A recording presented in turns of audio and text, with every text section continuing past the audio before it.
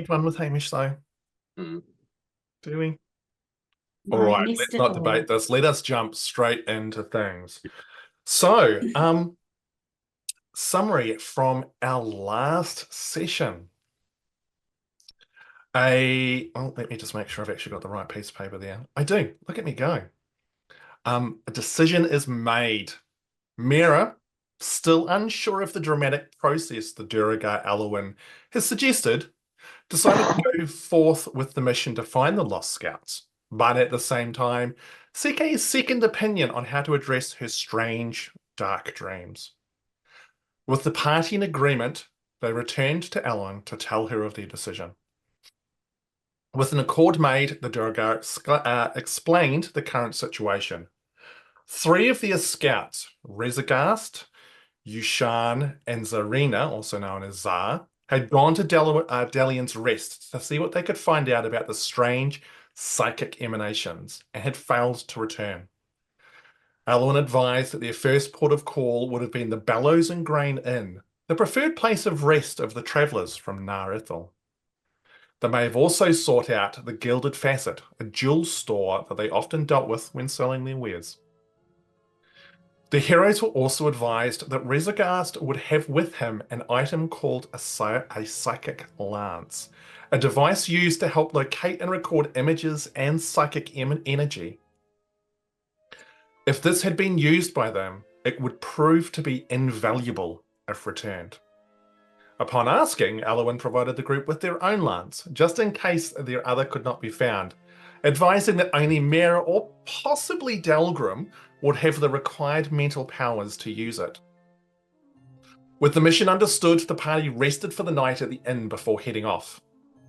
Alas, Miera's dreams returned, more vivid and haunting than ever, with images of her best friend stripping the very skin from her face.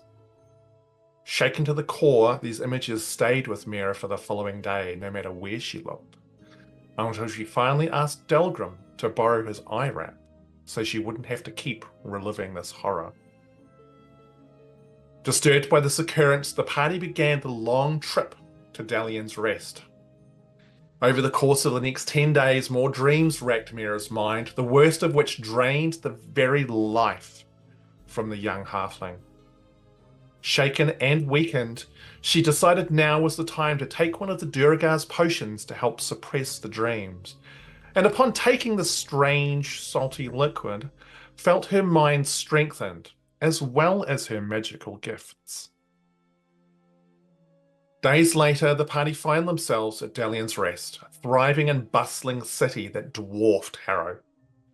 Making for the Bellows and Grain Inn, they found a comfortable, friendly establishment and an overly happy elf named Celis, who was more than happy to talk about the city with them. The group fired questions, some more blunt than others, trying to discover what had happened to the 3 scouts. And while Celis and the innkeeper Freddy weren't overly sure, Celis knew that the Swerfneblin, Zarina, or Zar, had said that she had gone to a place called the Calamity Club, looking for information. Celis then suggested that the party go there that night, and that her friend, a young drow elf named Bee, could accompany them. With a little coercion from her friend Celis, Bee, who seemed less inclined to visit the club, agreed to go with the group and help them where she could. It was then that the group inquired, rather obtusely, about the mystic delirium. Celis lit up with excitement, explaining that they had been there recently and that they were very popular and much loved in the city. She wasn't sure, however, if they were still around, but her boss, Drac, might know. Agreeing to go to the club that night, the party then headed to the Gilded Facet to see what information could be gleaned there. Alas, the proprietor seemed to know little beyond the fact that one of the scouts had come to visit asking questions, and he passed on what little he knew of the city's goings-on to them. This included talk of forces gathering to head south due to potential trouble at the borders of Alamar, as well as sightings of a tall, strange-moving cloaked figure making its way through the city streets at night. While this went on, Rowan spotted in a distant cabinet, in a display cabinet, a piece of tiger's eye, much like the stone she carried. Inquiring, she discovered that it was from the Zalaz Mountains in northern Peldorn, near the deserts there. Taking the opportunity to hold it, Rowan felt a strange connection. Different to her rock, but still there, and after much, much haggling and discussion, including trying to set up trade agreements with the mine the group now owned, purchased the stone. With the sun dipping low in the afternoon, the party now prepared themselves to head to the Calamity Club. What would they discover there about the missing scouts, or would it simply be an opportunity for the group to let their hair down in this new city? And with that, I will pass it over to the group, finding yourselves walking through the streets of Dalian's Rest at dusk. B, I know you've never been to the Calamity Club, but you obviously know the area better than us. What sort of establishment is it? Does it require a certain level of attire, or? Look, I haven't been there myself. Stelis has probably been there, like obviously a lot more than me. But it's it's not super fancy. It's probably middle ground if you want to consider it that. It's not a dive bar or anything, but better than average is what I would say. Okay, so no additional time required to look presentable or anything like that. I mean, it depends. If you want to look more presentable, we could do that too. I mean, it's got a pretty good reputation, so I mean, it's really up to you. Oh, okay. Well, I don't see any reason to do myself up, I guess. Okay, the makeup this evening. You weren't there for that. I was. Tiernan, remember that time you put makeup on your face to try and hide yourself? It was amazing. You looked very pretty. No, I don't recall Delgrim at all. Are you sure that was me? Absolutely was you. Does the establishment have lively music and a strong atmosphere at all?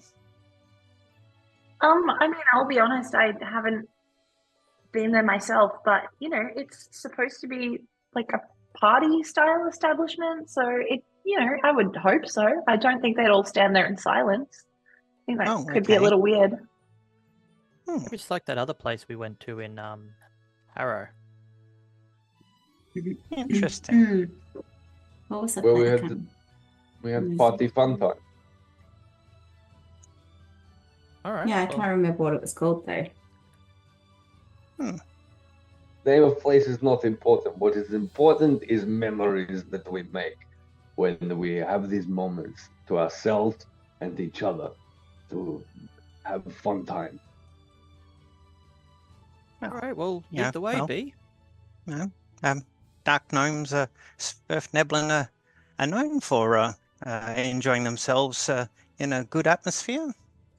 I look forward to it. Yeah, it'll be interesting. We'll see, I guess. And I guess I'll just start leading the way. Question mark? Do I know exactly where this place is, Hamish? Absolutely. Like, Okay, despite great. the fact that you've never actually been there, oh my god. Despite the fact that you've never actually been there, you are very, very aware of the fact of where it is. Like, everybody in Old Town knows where the Calamity Club is. And as you lead the group through the streets, you can see there's a lot of people who are heading home for the night. There's sporadic lamps being lit on the side of buildings and establishment. It's a fairly well lit part of town, again, despite the fact that it is the oldest part of Dalian's Rest. And you see neighbors greeting each other and smiling. You can see people sitting out on the small sort of external porches, sharing a meal with each other. This whole area has quite a upbeat, nice, friendly vibe to it. As you make your way through the streets, it probably takes you probably a good 20 minutes to finally get to roughly where the Calamity Club is. And if anything, you hear it first before seeing it. There is the general buzz of the city, but you round a corner and you can hear the low din of talking and laughing, and sort of floating across that the sound of various musical instruments being played. And as you get closer and closer, you can hear more and more noise coming out. There's laughter, the occasional shout of somebody exclaiming in joy. The music kind of just manages to creep across the noise made by the people. You get to a large building. It is fairly nondescript. But the front door itself currently stands open and the noise just pours out of it. Standing at the front door, you can see letting people in. There's a fairly steady stream of people currently going in. All sorts of people as well. You see some who are dressed in very, very standard clothing. Some of it's maybe even a little bit sort of worn, and then behind them you might see someone else who's wearing garb, which would indicate that they maybe got a little bit more money. It seems to be quite an eclectic collection of individuals who are going into this establishment. But there is someone who is checking them out as they come through the door. It is a very large, very, very heavily muscled female hobgoblin with thick black hair that falls in a plait over one shoulder, and you can see her binds are woven through it. At the end of the plait, which sits about at her waist, you can see woven into the hair itself a large metal spiked ball, like the head of a morning star. She's wearing like a sleeveless leather vest, which shows off like these incredibly muscled arms, tight leather pants, very kind of busty. Everything is squeezed and pushed up. As you get closer, you can hear her greeting people by names. Probably most of the people that are going in. There's a few people who you see going up, but not as many. They as refer you to sort her of- by name? Sorry? Do they refer to her by name? Make a perception check, because there's a lot of noise and stuff going on. So you can kind of see people talking, but it's hard to actually pick it out. I got a negative on that, don't I? 14. 14. Okay. You Good for me. managed to hear another hobgoblin. There's a couple of younger males who are, one of them, they're sort of like got an arm around each other's shoulder. They've obviously sort of knocked off from work and they're cruising along. And you hear one of them refer to who as Babs.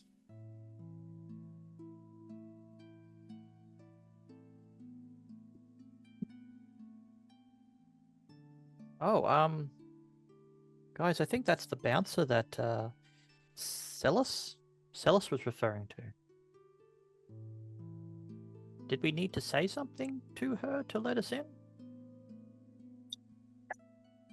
I don't think there was like a password or anything. I think we can just go in. I was going to go with, "Hi, can we get into the establishment?" Is that not is above ground? Is it a bit different to those that dwell below?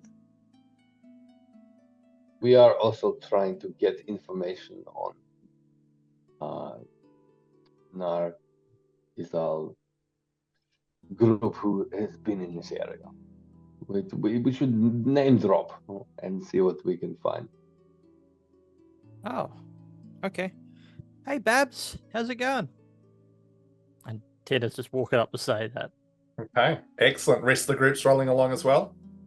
Yeah. Yeah, Yeah. sweet, awesome. So you kind of call out across the street to Babs, and she's leading these two goblins in, and she glances up and looks at you, and kind of looks at you a little bit more. I Ah, just got this pleasant smile on my face, you know.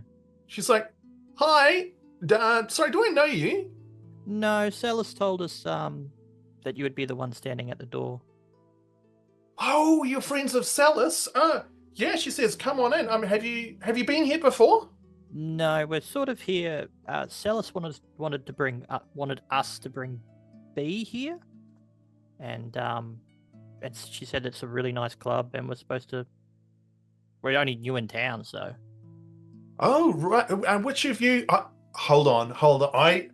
And she just gets this big smile, which changes her overall demeanor, which originally was kind of like, um, uh, kind of resting bitch face, kind of like if you maybe come up and say the wrong thing, I'm either going to snap your arm off, I'm going to beat you to death with this spiked head on the end of my hair. She smiles, and it just changes her entire demeanor. And she goes, and she looks at you, B, and she goes, "You're B. Salis talks about you all the time, but she said that you just didn't want to. You didn't want to come for some reason. You just maybe a little bit. It's not the normal type of place that I would find myself at, but I guess I'm here. Bye. You are. Look, Salis talks about you all the time, and like you sound like you absolutely. It's lovely. It's so great to have you here, B. Look, you and your friends, please come in. We've just got some really simple ground rules, basically. Respect everybody inside. Please don't be impolite. Everyone is here to have fun and a good time. We don't confiscate weapons, but if any weapons are drawn or used, unfortunately, we will need to remove you from the building. Myself or Timmy will probably come and escort you out. Any fighting beyond that, again, is very much frowned upon. We don't want sort of damage to the property. We don't want people hurt. This is a place to come and have a good time, not a violent time. So if you're thinking that you're at a point where maybe you're going to be inclined to draw, and obviously she sort of looks across at the various weapons sticking out from all of you. She goes, I think maybe just, take a breath, step outside, have some fresh air. I'm happy to sit here and have a chat with you as well. But otherwise, come in, enjoy the Calamity Club. We don't close until sunup. Have fun. Sounds like a lot of fun. Excuse me, Babs. Yeah. Is this, and Miera will be waving around the psychic lance thing? Yeah. Okay. Is it okay if I pull this out though? I'm not. It's not a weapon. Well, She's like, what? waving around. Sorry, dear. What is it then? I mean, you're waving it around. Is it some? It's a like a special. It's just a special stick that I use to bless people. Right. Okay. I mean, sure. I mean, we've got a few people here who are quite devout. So I mean, again, as long as you're being respectful and you're not blessing people against their wishes, yeah, I don't see that being a problem. Again, if we see you using it as some kind of weapon, because I mean, it does look like you could probably poke someone pretty hard with it. We will confiscate it. But I mean, again, just be sensible about it. Is there any good Thank shows you. on tonight? Oh, I mean, we don't have anyone particular on tonight. We've just got the usual mob, who are playing.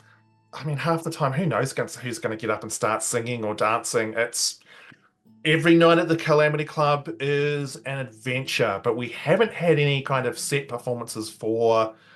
Oh, it's been probably about 4 or 5 nights now, I guess. We don't have anything on the docket, so. Okay, I was really looking forward to seeing if Aloysius was playing again. Oh, yeah, and the Delirium. Oh, look, they were here. Like, that was actually the last ones that I was talking about. It's probably 4 or 5 days ago. Like, some of, if not the best people you will ever find. They're just, like, soul of the earth.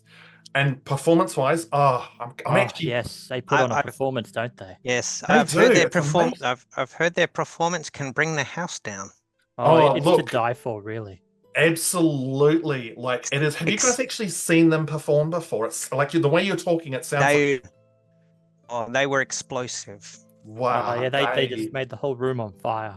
It is. Look, it's amazing. Like, I can tell that you guys have seen them. Like, I don't know. The roar was concussive. Wow, there's so many interesting ways of explaining it. Look, they're not here tonight. I'm not sure if they're back again this week at all.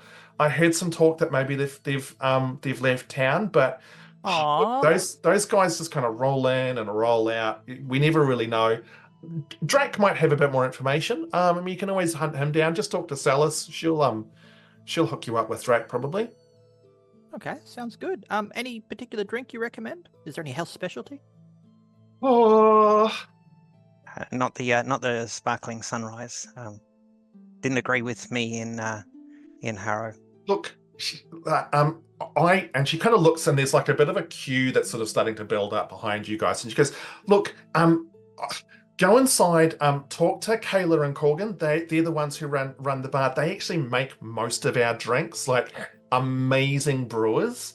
So they'll hook you up with something. I'm not much of a drinker myself. I like to keep a clear head. But look, we've got ales, we've got spirits. There's all sorts of interesting stuff. We've got some good food as well. We'll check it out. We don't want to hold up the line. Yeah, look, Thanks. come in, Thanks have a great time. And she sort of stands to the side so that you guys can make your way in.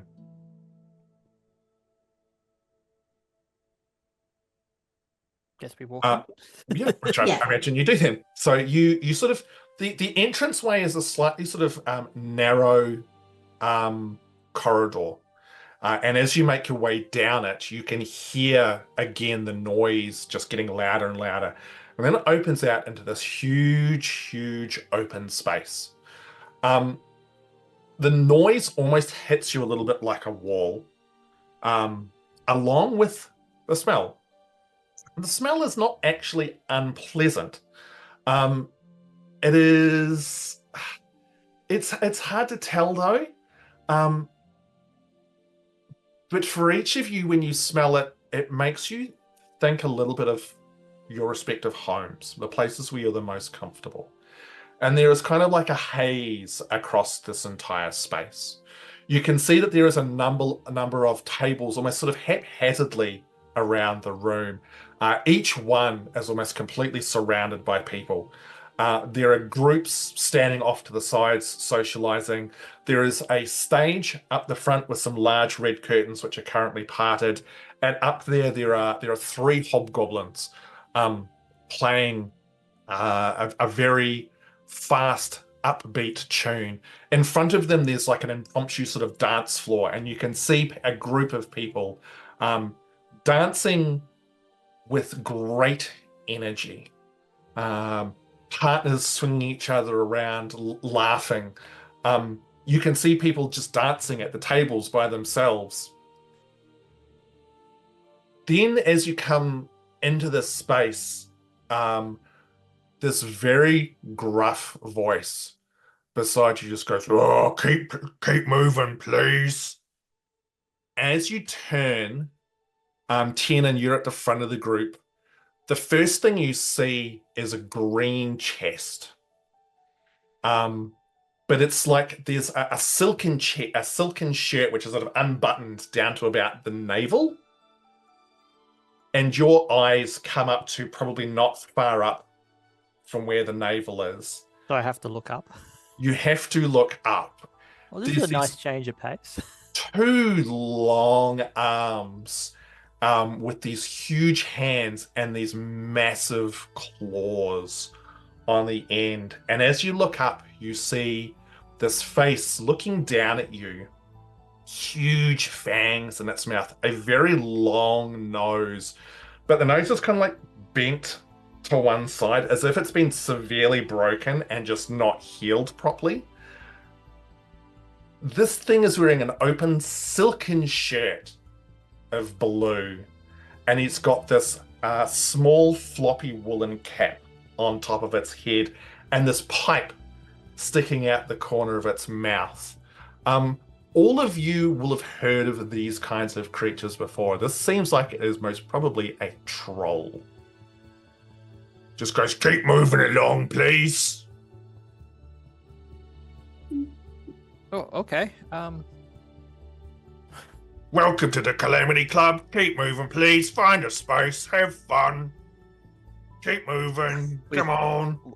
We will do. Sorry for holding up the line, my good man. It's all good. Keep on moving. Do Keep you on work moving. here? Do I work? Yeah, I Yeah. work here. Oh, okay. I just wanted to see if you worked here or just an over enthusiastic patron or something. Don't know what you mean. Tiernan's making his way to the bar. What do you mean? And like he kind of like looks like bends uncomfortably sort of towards you, Miera. His eyes are just black, these pools of blackness. And the breath, not great, although the smoke that's sort of leaking out of one corner of his mouth from the pipe seems to be what's giving this sort of sense of kind of comfort from this place, whatever it is that he's smoking. Well, I just wanted to check to see if you were the person to ask if there was any rules that we need to know about, because you don't give people much time to take in everything before we move on. So just wanted to see if there are any other rules. Let us know, and I will wave my lance around as well as I've gone in. He kind of pulls back slightly as you begin to wave the lance, and he reaches out with one hand, and it closes around your hand. Like it's I don't know, it's like a toddler holding Andre the Giant's hand. Like it just, your whole hand just vanishes. He's like, hold on there, love. Don't be swinging that around. You might poke someone's eye out. No, I'm not swinging it. I'm just moving it vigorously because it's research and I'm blessing people at the same time. So consider yourself blessed by the stick. Make a persuasion check for me, please.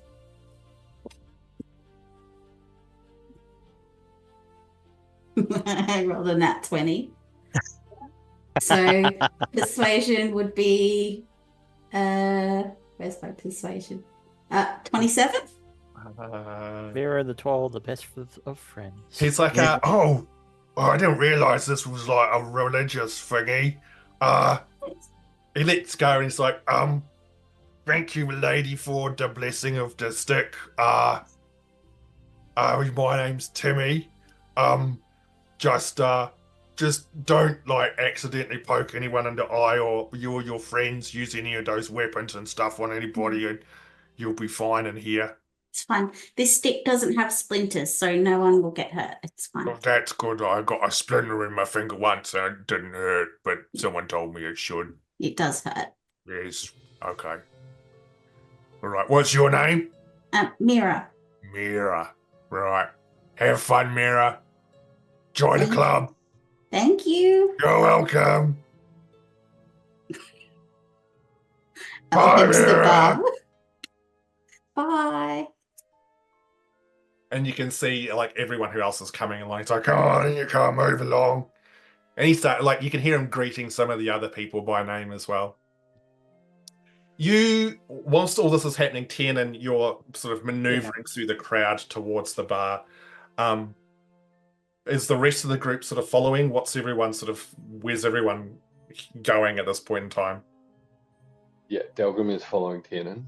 Yep. Delgrim deeply enjoys any time that Tiernan takes the lead on anything, and is following Tiernan solely to see what happens as a result of Tiernan taking the lead on a thing. Oh, what about Grumpfel and B? Grumpfel was making his way over, but sort of kind of dallied a little to hear the interaction between Miera and Timmy, was it? Timmy, yep. Yeah, and now that that's concluded, he's going to sort of keep moving towards the bar, checking to see how Miera and autopilot Rowan is doing, and kind of half join them, but keep moving towards where Tiernan and Delgrim are. And B, of course. Sorry. Yeah. And B, you're Probably a similar thing to Grumpfel, kind of being the person that I guess led them here. I would try to make sure that the group's not being separated. So just kind of lingering between and following along with Miera and Grumpfel when they tied that up. B, can you please make for me a perception roll? That bodes well. Sure, absolutely. I can do that. It was really good. It was 10. It was a 10. Yeah. Okay, cool. All right. Sweet. You make your way following the others until Tiernan, you get to the bar. behind the bar, you can see two dwarves who are currently kind of fairly quickly going about serving drinks. And there's a number of what appears to be waiters who are going and collecting drinks and taking them off to patrons. And some of the patrons are just there. You've sort of got to kind of, it's like at a nightclub. You've got to kind of push your way in to actually get to the bar. And it takes a few minutes before one of them spots you. One of them is a tallish dwarf, very lean, with light brown, almost blonde hair, and these very thick dreads which have been tied back and placed in this really thick ponytail, in which they've got their binds decorated. Very well trimmed blonde beard, no moustache, and deeply tanned skin. Just wearing a very pale tunic, which you can see has got like golden wheat decorated into it.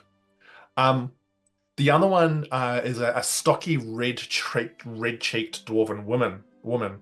Very happy kind of countenance, big dimples, bright green eyes. She's almost got white blonde hair, which she's got in these two plaited pigtails, which have got her binds in them. And she's just wearing a very pretty green dress. The male dwarf is the one who sees you, and as he comes over, you notice around his neck, he is wearing something, which I would like anyone who's also there to make religion rolls for, please. First one of the night. Are we all making this, or just It's up to you. Grumpfel? It's entirely up to you. My stick religion's so made up, so I don't know if I've got any. Yeah, cool. I don't Tiernan, know. what did you get? First one of the night. Wow, outstanding. Delgrim? 10. 10. Grumpfel? Let's have a look at you going into 16. 16. B? 18. 18. Okay. Delgrim, B, and Grumpfel. You guys all recognize this holy symbol, which is depicted as a quill in the center of a spiral of petals. Is the holy symbol of Lul, which is the god of love and the arts. This dwarf kind of has to raise his voice over the noise, sees you there, Tiernan, and goes, hello there, sir. What can I get for you? Evening, barkeep. What do you recommend for 6 travelers? Or 5 travelers and 1 person who lives here? Do you have a house specialty? Do I have the house specialty? And you can hear some people kind of laugh around you, and you hear someone go, oh no. And he goes, everything is the house specialty here. Look. So, and he goes, Kayla, I've got to talk to these people. Can you just make sure that you keep everything else going? And you can see the dwarf woman kind of go, oh, as she starts to frantically kind of try to cover the fact that you've now kind of like got the attention of this one person. He goes, look, okay, so look, up front, we've got a couple of imports from Barleyburg. I mean, it would be kind of rude not to have it here. We've got the Lover, which is a nice golden ale. We've also got Dalian's Breath, which is this delightful kind of very fresh sort of hoppy pilsner. But can I interest you maybe in the delightful Calamity? It's like it's. Oh, I certainly could be convinced. Look, and he gets like a small, like almost like a shot glass, and he goes to this keg behind him, like pours a little bit, and goes, "Look, just sample this." Slides it across. Any of your other friends? Would you? Anyone else? I would like to try this. Anyone else? Anyone? Yeah, just pour 6, please. 1 for everybody. He pours this bunch of little shot glasses for everybody, even if no one kind of goes yes. As you pick it up, you can smell. It's like it's very sweet, and it appears to be some kind of like an apple cider. And as you drink it, it's slightly tart, but not sort of too much so. It's incredibly refreshing, very very nice. Okay, so this is my own home brew. Very proud of it. We've also got my lovely wife, Kayla. She's also got, if you're more of a wine drinker, We've got a nice wine that she's been responsible for, called Lul's Tears. We've also got, I mean, if you want to live like a little bit more dangerously, we've got some spirits. And if you want to live really dangerously, we've also got a specialty, which, to be fair, like takes the bravest people to kind of have a crack at that. Also got a delightful little sort of house specialty coffee that we make as well. So I'm more than happy to go into details for any of these with you as you would like. I can get Kayla to come and talk to you, and he's this ball of like chaotic energy and enthusiasm about the alcohol. Well, I'll quite happily have one of the first one you mentioned, the one you provided a sample from. The rest of you guys, would you like my shout this time? Do you like one of them, or what would you like to drink? If you're shouting, then yeah, I'll have one of those. Thank you. The Calamity. The delightful Calamity, yes. He starts getting out a couple of cups. Sir Derigar, I mean, what about yourself? Are you a cider drinker? Are you a wine drinker? Would you like to delve into the spirits some more? Would you like to brave things and go to the full length? Are you more of a what can I interest you in? And I will have whatever Tiernan will pay for, but my interest is piqued by this mention of champions required that you say. Champions? Did I say champions? I'm not sure if I said champions, but I mean, look, maybe the brave, maybe someone who's look, and he turns around and goes back, and he picks up this very large bottle, which has almost got like a little sort of like tap on the side of it to sort of decant out the liquor. You can see in it, it appears to be clearish for the most part. But what you can see is inside the bottle looks probably uncomfortably like a nose.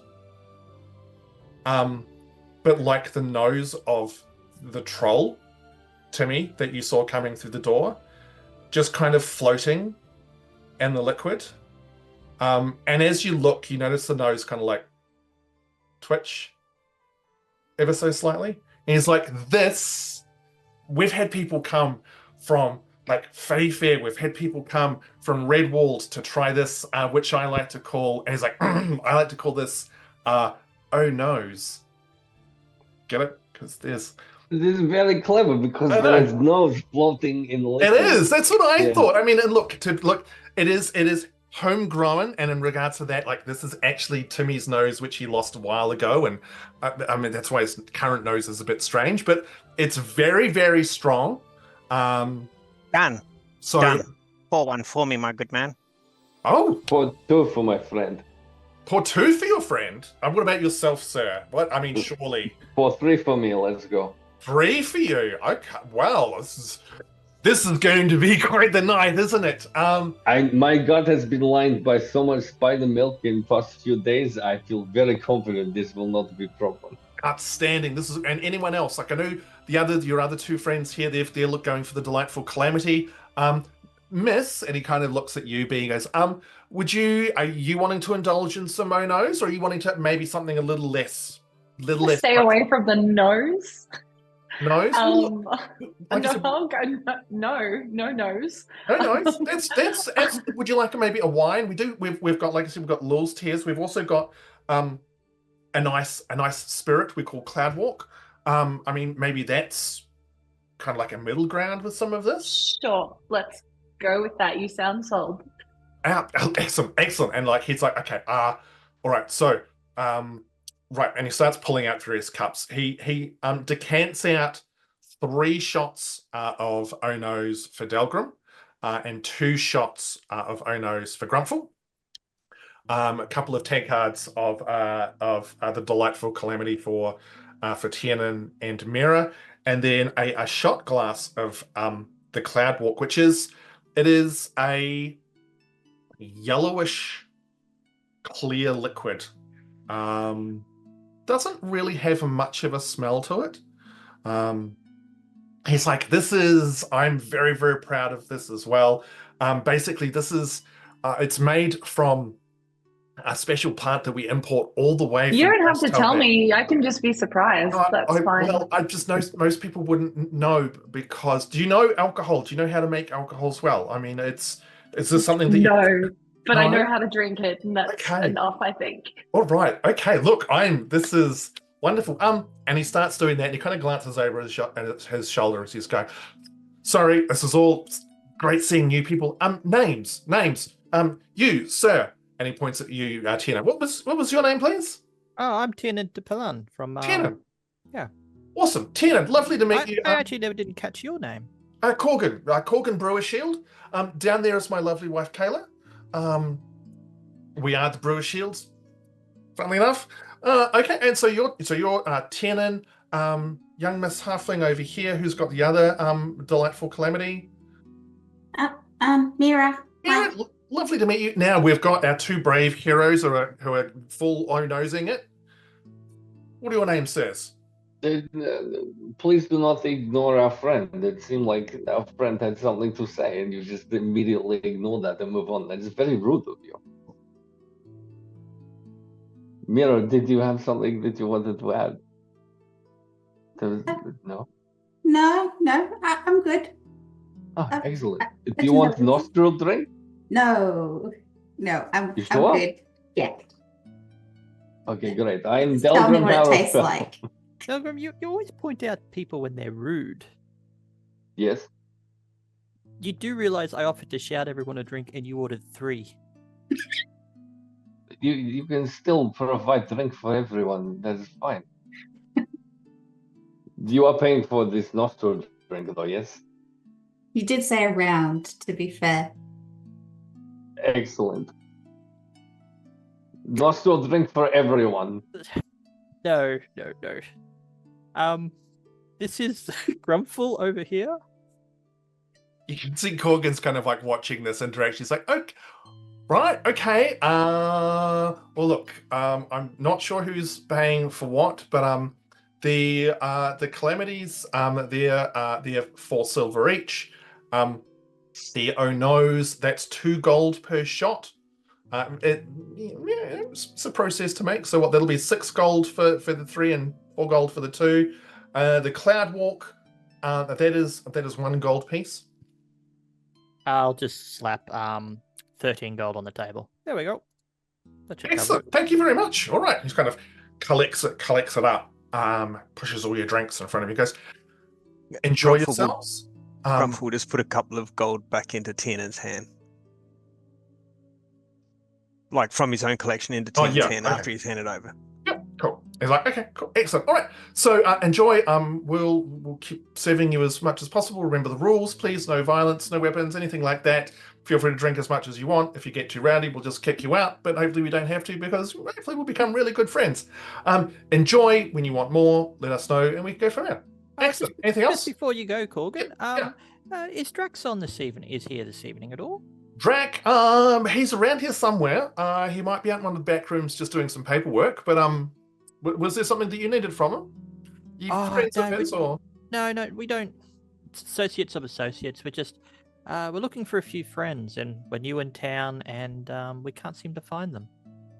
Oh, okay. Well, and what does Drac know who they are, or is it something I can? I believe so. I believe they came here quite a few nights back. So. Okay. I mean, if you give me some names, I mean, I'm normally pretty good with names and understand who most of the people are. Who is it that you're looking for? Zarina, and describe Zarina to him. Zarina.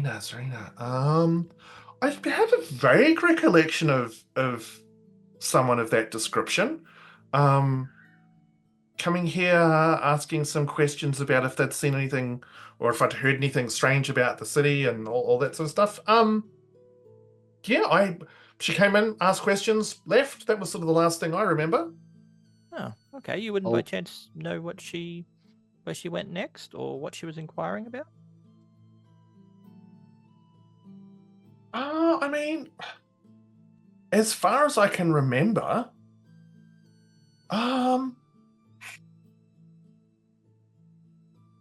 just something about like if there were any sort of strange goings on around the city. Like, I think she was a little bit cagey, to be honest. But I mean,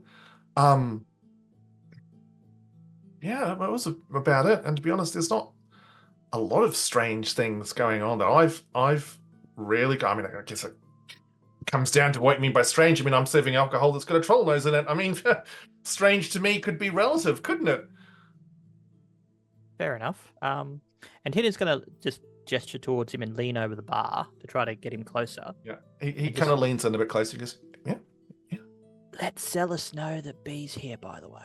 She's been trying to get her out. Oh, yes. And he, of course, me. I And didn't even... Tina's like that. I'll don't on it. That's fine. Cool. Excellent. Yeah, look, I mean, Drac normally comes out at some stage to say hello, so maybe if you just keep an eye out for him. Okay, thanks. Oh, cool. Not a problem. Enjoy the drinks. And with that, he moves off down the bar to start serving some other people, leaving you standing there in front of a selection of various beverages. Heath, how many coins did you give Tiernan? 2. There were 2 apiece. You were shouting 1. Delgrim ordered 2, which is 4. So Grumpfel gave 2 gold back to Tiernan. Generous. I'll probably give it 2 coppers. Tiernan's got this. Well, Tiernan grabs a seat. Is there any table nearby, or?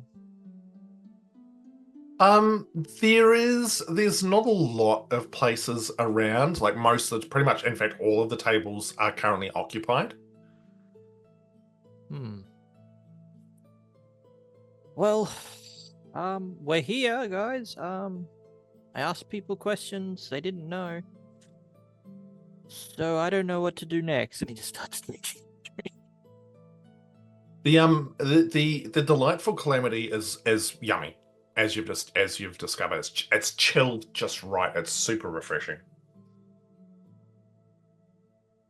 Can I look around to see if anyone's like on the last of their drinks and maybe looking like they're going to be leaving anytime soon?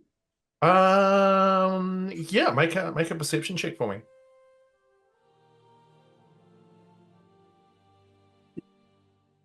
5. There's too many knees. I can't see anything.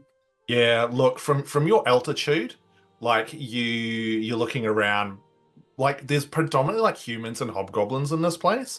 And like you kind of glance over and you can see Rowan's like having the same kind of problem. She's like, awkwardly trying to kind of work out what's going on. Miera can't see the knees for the drawers. Drawers, pants? No.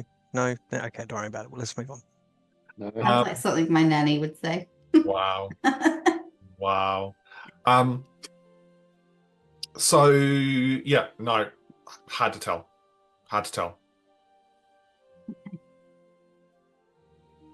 Can anyone see any tables looking like they're going to leave? Because I can't see anything from down here.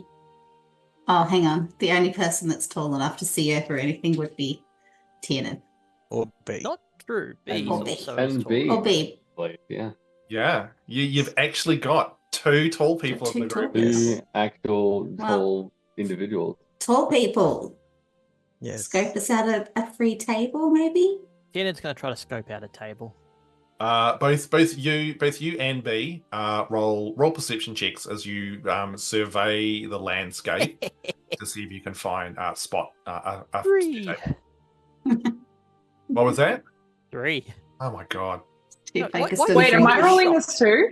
Yeah. Yes, you're the second tall person in the team. Okay, now. excellent. Perception check, you say? Yeah. 26. So did you say 26? Oh yeah. Holy crap. Yeah. All right. She's a beta Be C. perceptive. Wow. So you notice 2 things. One, there is definitely a table. It looks like the people are starting to kind of pack up, finish their drinks. You can see that kind of like, getting their bags and sort of stuff. The other thing that you see, however, is 2 tables over from that table that is about to become free. 4 people sitting at a table together. And it's close to one of the walls. Um, 3 of them you're not so sure about. 4th one, though, you absolutely recognize. Tall, long black hair with intricately woven binds through it, big brown eyes, low-cut tunic, very feminine curves, is Esme. Ugh. Do you make She that noise? she has Yeah, actively, immediately. she has Does not that mean seen there's you. no table or? And you can see sitting with her, you can see a halfling, another human female, and a very, very large, well-muscled bugbear. I can't see a table either, B. I can see a table. I'd rather not sit at it. Oh no, we can sit at it. I'm just gonna sit facing this way, and it's gonna be fine. Which Yeah. table? And I'll point out the table and start, I guess, making my way towards it. Very So you did- deliberately as I sit down with my back to Esme. I'm gonna literally send Blinky to try to nab the table really quickly. So he's just gonna fly down and perch himself on the middle of the table. So you watch as as people kind of haven't really clicked that Blinky, because he's probably just been like perched on your shoulder as more than just maybe a weird piece of decoration, suddenly zips out and goes across the room, and there's like these very sort of exclamations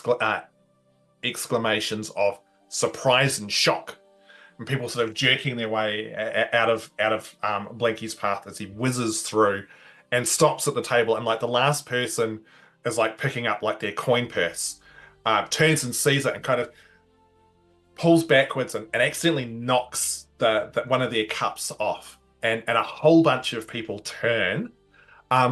B, can you make a stealth check? Because now that Blinky's kind of like inadvertently caused a little bit of a ruckus here, to see Excellent. whether or not you're able to kind of like surreptitiously slink through here. Yeah, that's a 9. Tiernan's literally just calling out dibs. So he's walking towards the table. Excellent. Me trying to do this, and it's just dibs, So you- dibs, Yeah, dibs. in truly the loudest voice, I'm gonna send my flying robot little Yeah. guy to that table and fucking claim it.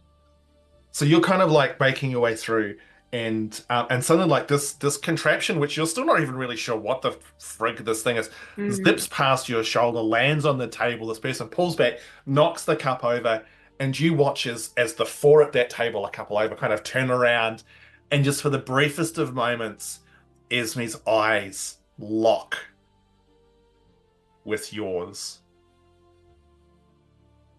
Absolute glare. Just narrow-eyed glare. She gives you the sweetest smile and just holds the eye contact. I will hold it back because at this point I may as well. Do we all see continue this? glare. I think it would be quite apparent that there's something going on, and when you sort of look around, you can see that there is this very attractive other woman who is currently kind of staring at this new individual that has sort of spent some time with you today. B looks definitively unimpressed. This other person has got a wonderful, radiant smile, beaming back at B. We all know. Can we? I feel like as well, like I literally, as we were walking over, had made that like ugh noise, so it probably is very easily perceived. Yeah. What were you going to say, Heath? I was just going to say, can I do an insight on this new person that B is locking eyes with, and just sort of read the body language of what is it yeah. sibling rivalry? Is it like are we It's talking a like perfect, are we talking like blood feud? Are we? it's a perfect use of the insight skill. Ooh. 23. 23. Okay. Look at these people who can roll dice well. It's amazing. Feel targeted. Not fair. So Grumpfel, your years of life experience as you watch this dark-haired woman smiling at B, just the way the body language is, the way she holds herself, there's just something about it which reads 100% bullshit. Like, this is not a, oh my God, you're my favorite person. This is a smile of, oh my God, I might want to eat your face later on. Like, it 100% not genuine. You do glean that for most people, it probably would actually, however, seem incredibly genuine.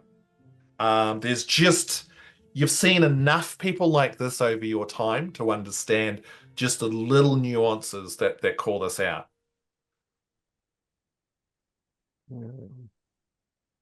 But like, are we talking like, are we calling like, on a gradient, like, just so clear, sibling rivalry style, or is it blood feud, or just somewhere You in don't between? exactly what I have told you. Okay. Yep. B, who's that you're glaring at? The easiest answer is no one, because we shouldn't worry about them at all. They are absolutely not worth anyone's thought in the slightest. But if you want to name, her name is Esme, and she is an absolute piece of shit. Why? Wow. Why though? What did they do? She is kind of dating my brother, and I just don't like the way she treats him. Miera will glare at Esme as well, just to so B feels supported in her hatred. Oh, that's amazing. Outstanding. B looks so happy about this. Yeah. Actually, hold on. She might not be able to see me because I'm kind of low to the ground. Yeah. No, she's got like zero idea that there is somebody else. But like, if she saw me, oh, I'm like she'd feel 100%. it. Like, there's as you're glaring at them, there's like this half-elf dude at another table who looks around and like catches your eye, and you're kind of in the same line, and he's like,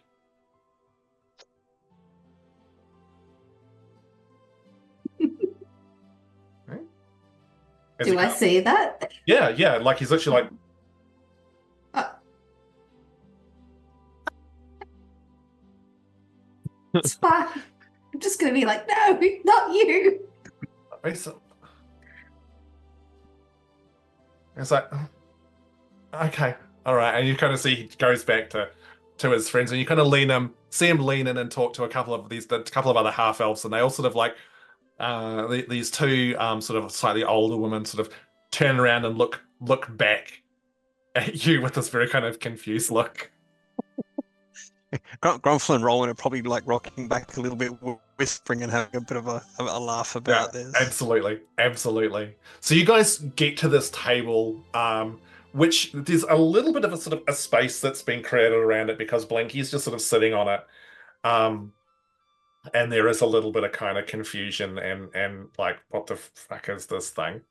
Which makes it quite easy for you guys to sort of set up shop there. Yeah, anyone who would come close to the table, Blinky would just stare them down. Oh, look, no one, like, everyone's just like, nope, nope, out of this, ain't doing it. Nope, not happening.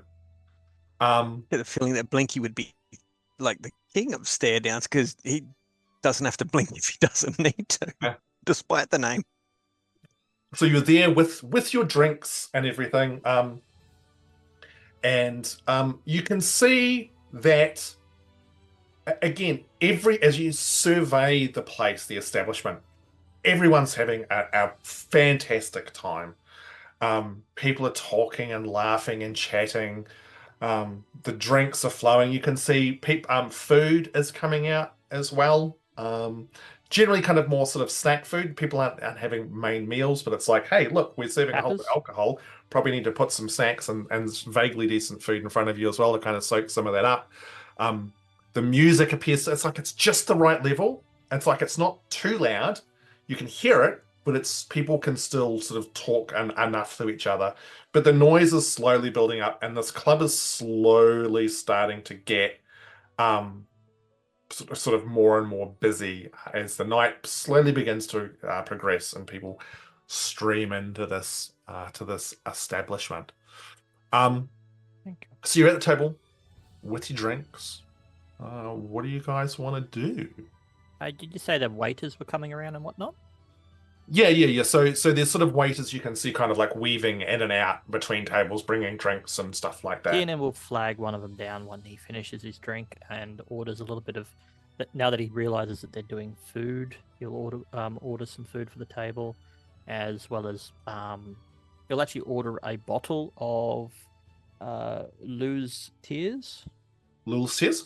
Yeah. So it's a young human male, who's got quite sort of longish hair, a very long beard, but it's like his beard hasn't come through kind of like 100%, so it's a little bit kind of patchy, and he's got 2 binds sort of woven into it. He's like, yeah, certainly I can get you a bottle of that. Like food wise, I mean, there's a whole bunch of you. Probably best thing I can do is like you can try the house special if you'd like. It's called the Just a health Calamity special, Platter. just enough for okay, just enough for the table. Yeah, excellent. Well, look, how many of you? There's 1, 2, 3. 6. We'll get you a couple. Is that okay? It's a gold per platter. Okay. Yeah, excellent, awesome. So takes the money, heads off. Oh, and it's 3 gold for the wine, for a whole bottle. Okay. Cool, excellent. And he vanishes. Don't forget the glass. Oh, I won't. Know how to do my job. Well, we're here, everybody. Was there anything else we needed to do? Who else do we need to talk to? I spoke to Corgan, and he didn't seem to have much information. Are you picking up anything on your rod, Miera? Am I picking anything up on my rod? Now known as the Well, stick. Hello. But what are you going to try and do? Like, I'm seeing if there's any emanations. Any Make a- psychic emanations. okay, make a roll a d20 and add your spell attack modifier to it.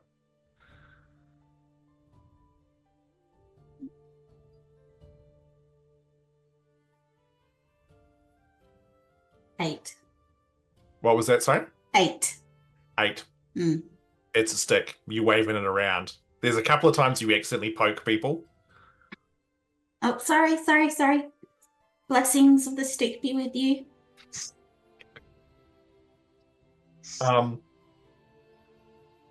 B, you can see Esme she's kind of turned back to the other people at the table, but every now and then you can see she's like sort of shooting you a look.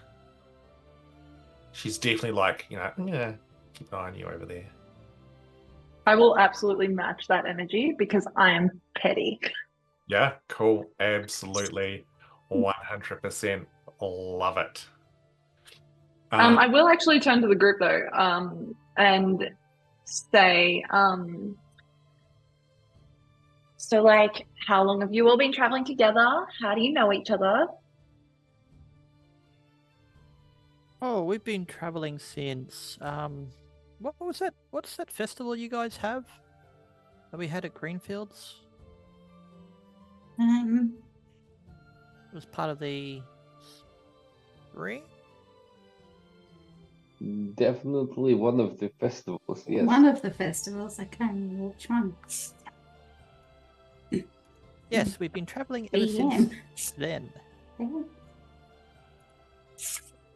It's been a while. We just come across each other, and I feel find each other's stories and wishes to be of importance to each of us, and we help each other out. Just a little group of friends. But were you like friends before you traveled or after? Oh no, I don't know any of these people until very recently. We did slay a stone dragon. Okay. Terrifying. Cool. No, they became our friend in the end. Okay. So you slayed your friend? Yeah, No. we killed the dragon before dragon become our friend. It's Yes. a little bit complicated, but it makes sense in context if you hear entire story. Yeah, it was like a subset of the Okay. personality which went rogue, so we took out the subset and now we became friends of the original. Right. consciousness. Okay. Yeah. Straightforward. Makes sense. Cool. Where are you going to next? So? Is this like a stopover? A middle point? Where's Well, next? We're trying to find a couple of people, but we don't seem to be having much luck. Yeah, I'm noticing that. We were employed to find a few missing people. Their family, their employers, are growing concerned. Okay. Are you getting We all, like, is this a job? Are you getting paid for this, or is this just, the hero's journey? I think we were getting paid for it. Or was this it? Or was this so that they would put that stone in my head? Yes. Oh, so free surgery. We're getting it for free. We're doing this for free surgery. Okay. We like free healthcare, so that's good. specifically, our friend Miera here has strange entity in her mind that tries to kill her I sometimes, have and vivid dreams. we would like to put a stop to that. Should we really be sharing with this so soon? This is why I'm trying. I have Okay, vivid dreams this- sometimes. Okay. That's terrifying. I don't know. The mind is a pretty wild thing. Also, just for the record, B. You don't have to call me this. You can just call me B. No, That I didn't mean sharing this as in. No. I'm joking, Tiernan. Where's that wine? Like almost like magically, the waiter returns, and he's got like a companion who puts down one of a bottle of wine, but also these two large platters, and you can see on them there's these lots of little pieces of, they almost look like corn chips, but that appears they're actually made out of flatbread that's been sort of like fried, and you can see that there's some sort of spices sprinkled across them, and there's all of these different sort of dips that are positioned around the platter as well, and also a small side where you can see like some beans and some pork. All of it looks like it's been designed for basically like dipping these things into. Any potato skins? No, not potato skins. It's literally like fried flatbread, like pieces of fried flatbread. It Ooh, looks this looks delicious, but please tell your chef they do not need to be lazy. They could just use actual corn chip. And corn, I It's a have corn only chip. corn I have only recently discovered, and it is truly the marvel of the world and should be used more.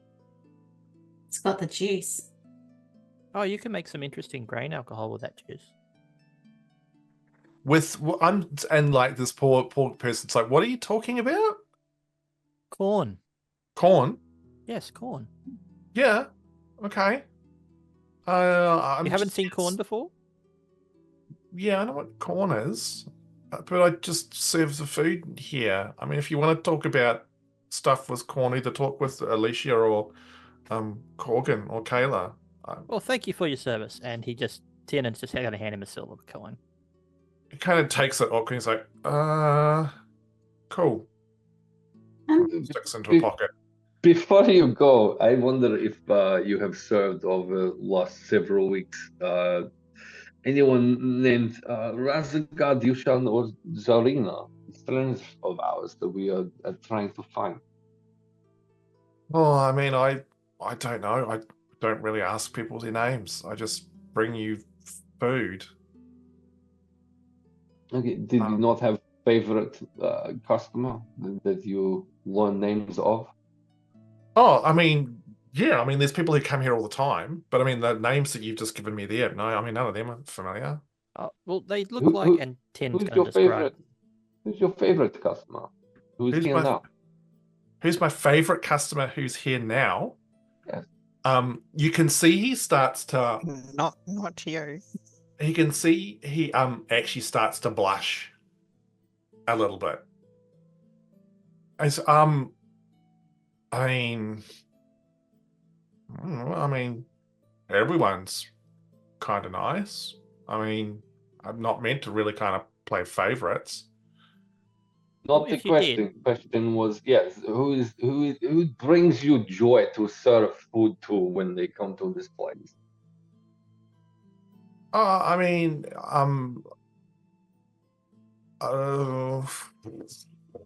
all of you make a perception check.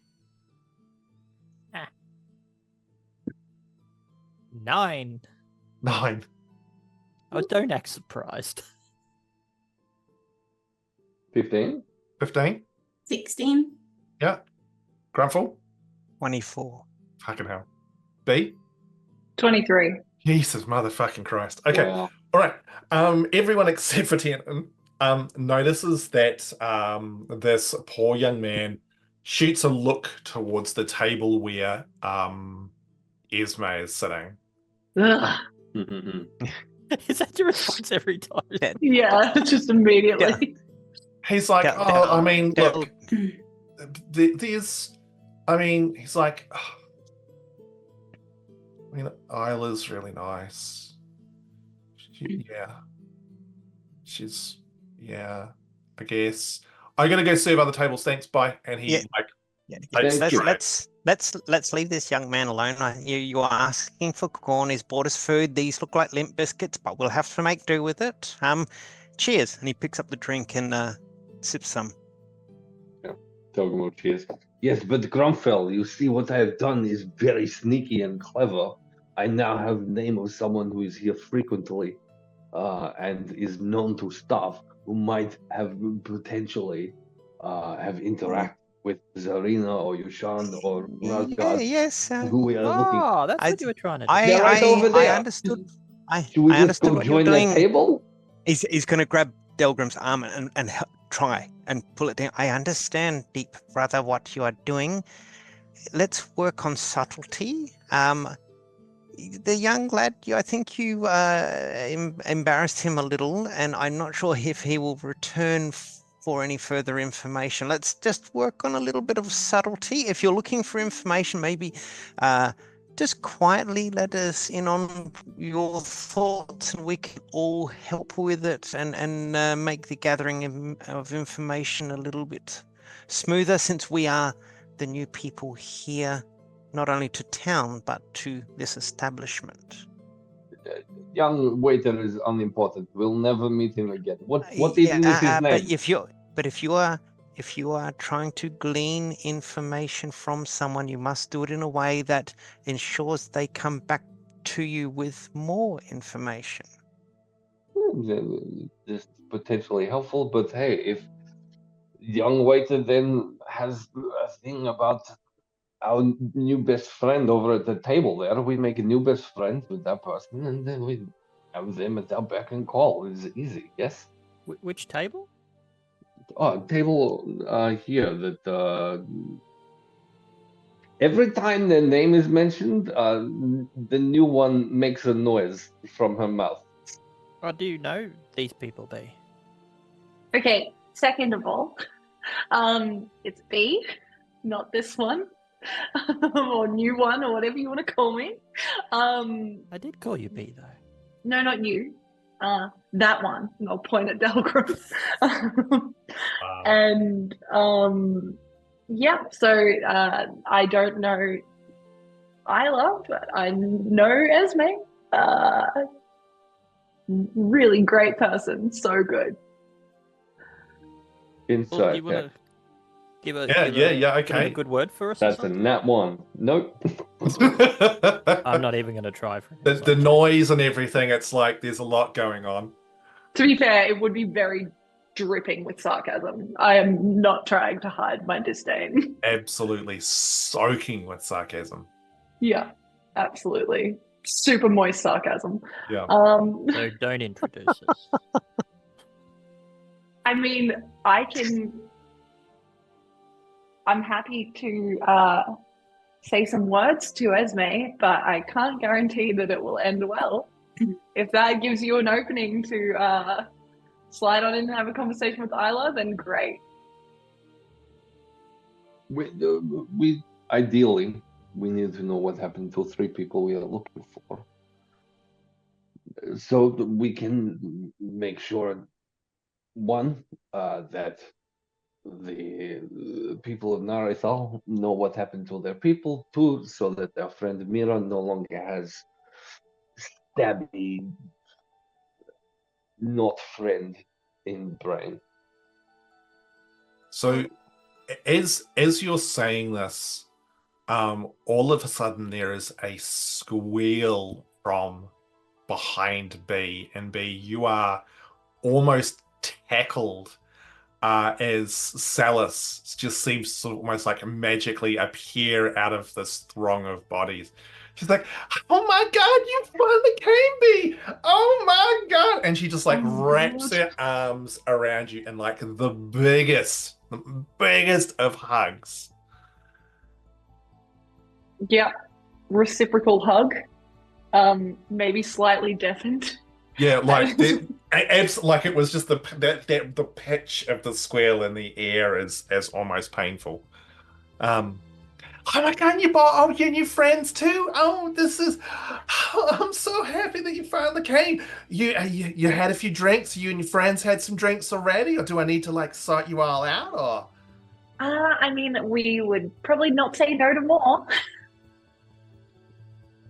Celis looks to the rest of you. She goes, "Oh my God, like I'm so totally happy that you all came tonight and that you've brought B with you as well. Oh, this is just my heart's just so full of love right now. It's just absolutely beautiful." And you can see like around you guys, there are a number of people who are sort of paying Celis a fair amount of attention as well. So like everyone's kind of focused on you guys. Is Esme paying attention? Absolutely. It was our pleasure to accommodate your request, Salus. I didn't realize you were working tonight, Salus. Oh yeah, I mean, I work here most nights. That's what I was saying before when I was like down at the Bellows and Grain. So I work there, and then I get like a small break off where I get to go home and look after Ma and Pa because they ain't so well, and so it's why I got to work the 2 jobs. And I come here at night and I earn a bit more coin. I mean, I'm super lucky because like here, like Drac and Corgan and Kaylin, everyone's so nice to me. I get a little bit of flexibility, so if I need to stay home to look after Ma or Pa, like I can do that. But yeah, like, girls got to work and earn some cash, you know. Okay, well, I was actually wondering, perhaps you could help us. We're actually trying to find a few friends that visited here, we believe visited here. But I've already spoken to Corgan, and he doesn't recall them at all. He suggested we may have to speak to Drac, but I believe Drac is a little bit busy at the moment. Oh yeah, Drac's probably out the back doing paperwork or something boring like that, but he often comes out like later on when things really start picking up around here. So look, I'm more than happy to introduce you guys to Drac when he finally like comes out of that stupid little room he sort of holds away himself in. We'd be greatly appreciated if you could. Yeah, of course. I mean, look, you guys looked after B today, and B looked after you, so I'm like totally happy to do that. Um, to be honest, kind of after you guys all left, I thought, gee, like getting my best friend B here to like hang out with the people who I kind of don't really know maybe was a pretty stupid thing. Um, but you guys seemed kind of nice. I got like a good vibe off you, and I'm pretty good with like vibes off people. That's like one of the reasons like Drac likes to have me around.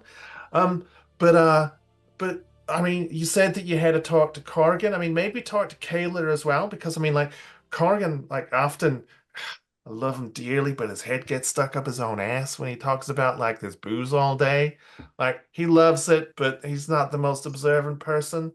Kayla, she's kind of like more inclined to like know the people who had come around, or I mean, did you talk to Babs or Timmy about them as well? I mean, again, they might have an idea if you got a good description of them. Ab seemed a bit busy at the front door. We didn't want to hold up the line too much. Yeah, as was Timmy. He was. We didn't want to hold the line up at his end as well. Who's Yeah, Timmy? look, The big The hulking troll. fella. Oh, Timmy, and she points to Timmy, who's like at sort Yes. of at the other end of the room. Yes. Who you can I, see. I thought he. Yeah, like you can see, like he towers above everyone else, and he's got like this like the pipe is a normal sized pipe, but because he's just a massive troll, it's like this tiny little thing in the corner of his mouth, which he kind of puffs away on every now and then. oh, no, I didn't speak to him. He didn't seem to. I don't know. Did we actually ask Timmy? I don't think we did. Didn't actually ask him about people. No, because he was trying to keep the That's line right, he was moving trying along, to so we didn't move get a us. chance to. We can circle back. Well, we might take an opportunity. Maybe we'll split up, and one of us talks to Babs, one of us talks to Timmy, and maybe one of us talks to Kayla, and then we wait the night till Drac comes out for more information. I don't know. I'm just spitballing an idea.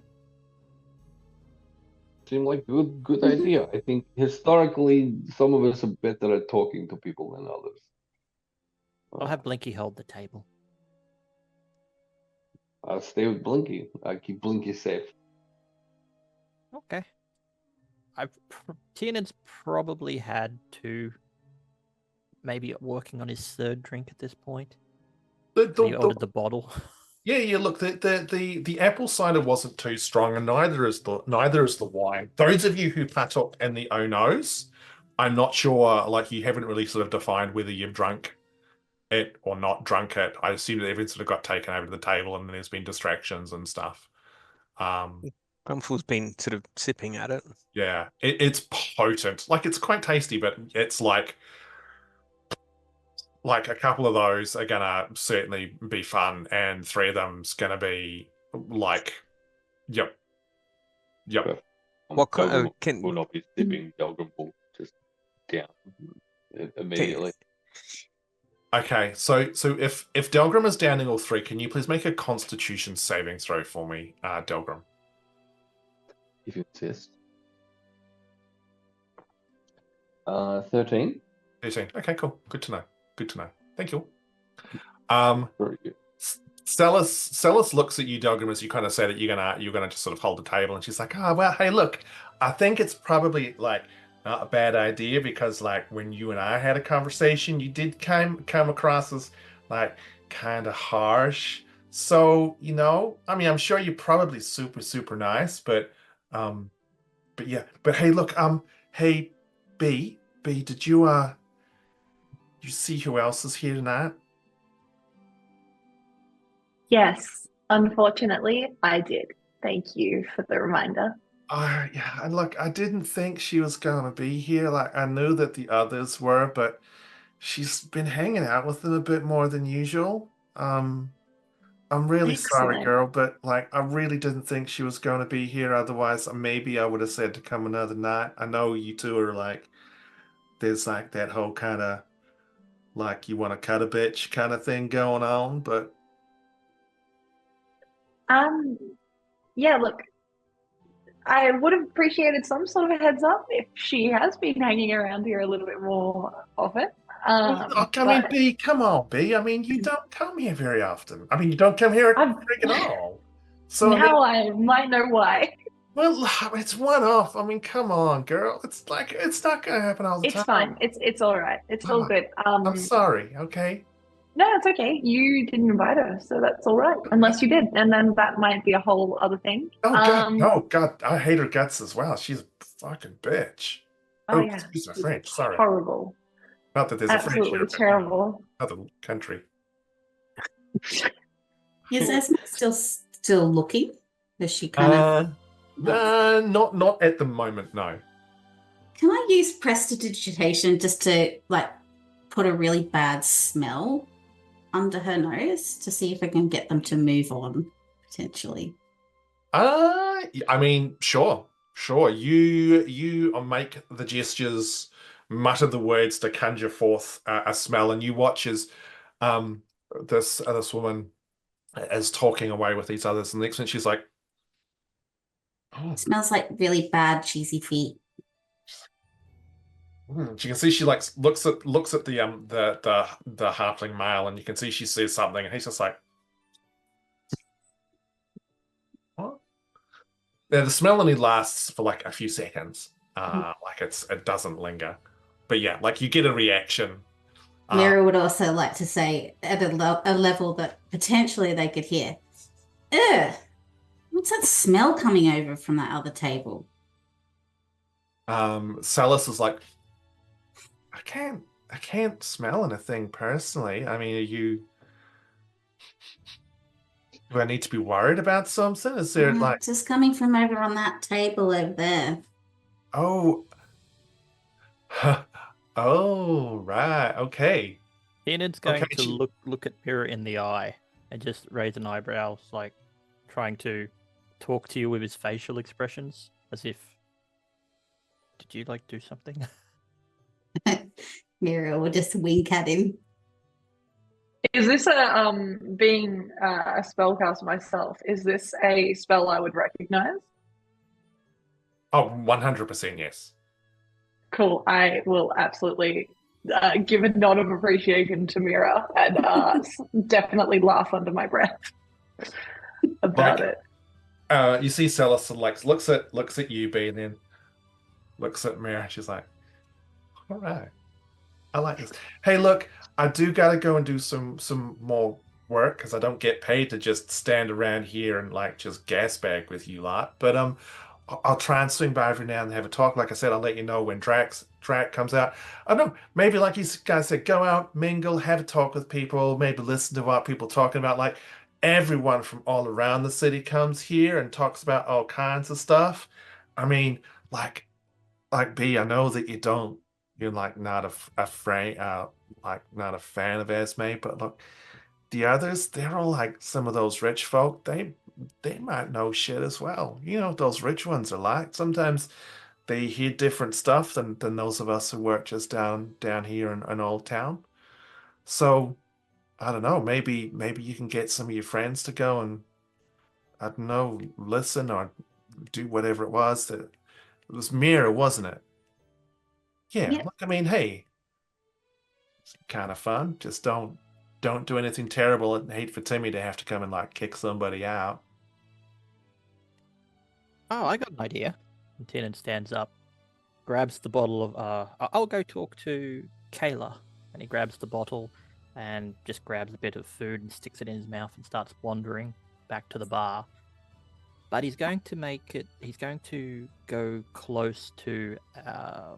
Was it Asma's table? Ismay. Yeah. Asma's. And when he walks past it, I'm going to drop one of my ball bearings so that it rolls underneath the table. Okay. With the amount of people and commotion and stuff in this place, make a sleight of hand check, but make it with advantage. Okay. And can you also tell me how many drinks you've had now? I think he said 3. Is it still 3? Wow. Yeah. So sleight of hand. Ooh, 18. Oh, okay. Yeah, look, you swing past their table and feel like you drop the ball bearing. Yeah, as far as you can tell, no one's noticed. Okay, it's going to emit the smell of the skunk indefinitely, and I continue walking towards the bar. Oh, damn. Okay. You keep going, and so that does last indefinitely, does it? Yeah, until I override it by doing too many at a time. Wow. Okay. Holy crap. All right, so you keep meandering the way to the bar. Do skunks exist in this world? Yeah, of course they do. Yeah. Okay. Yeah. It was either that or rotten eggs. So. Yeah.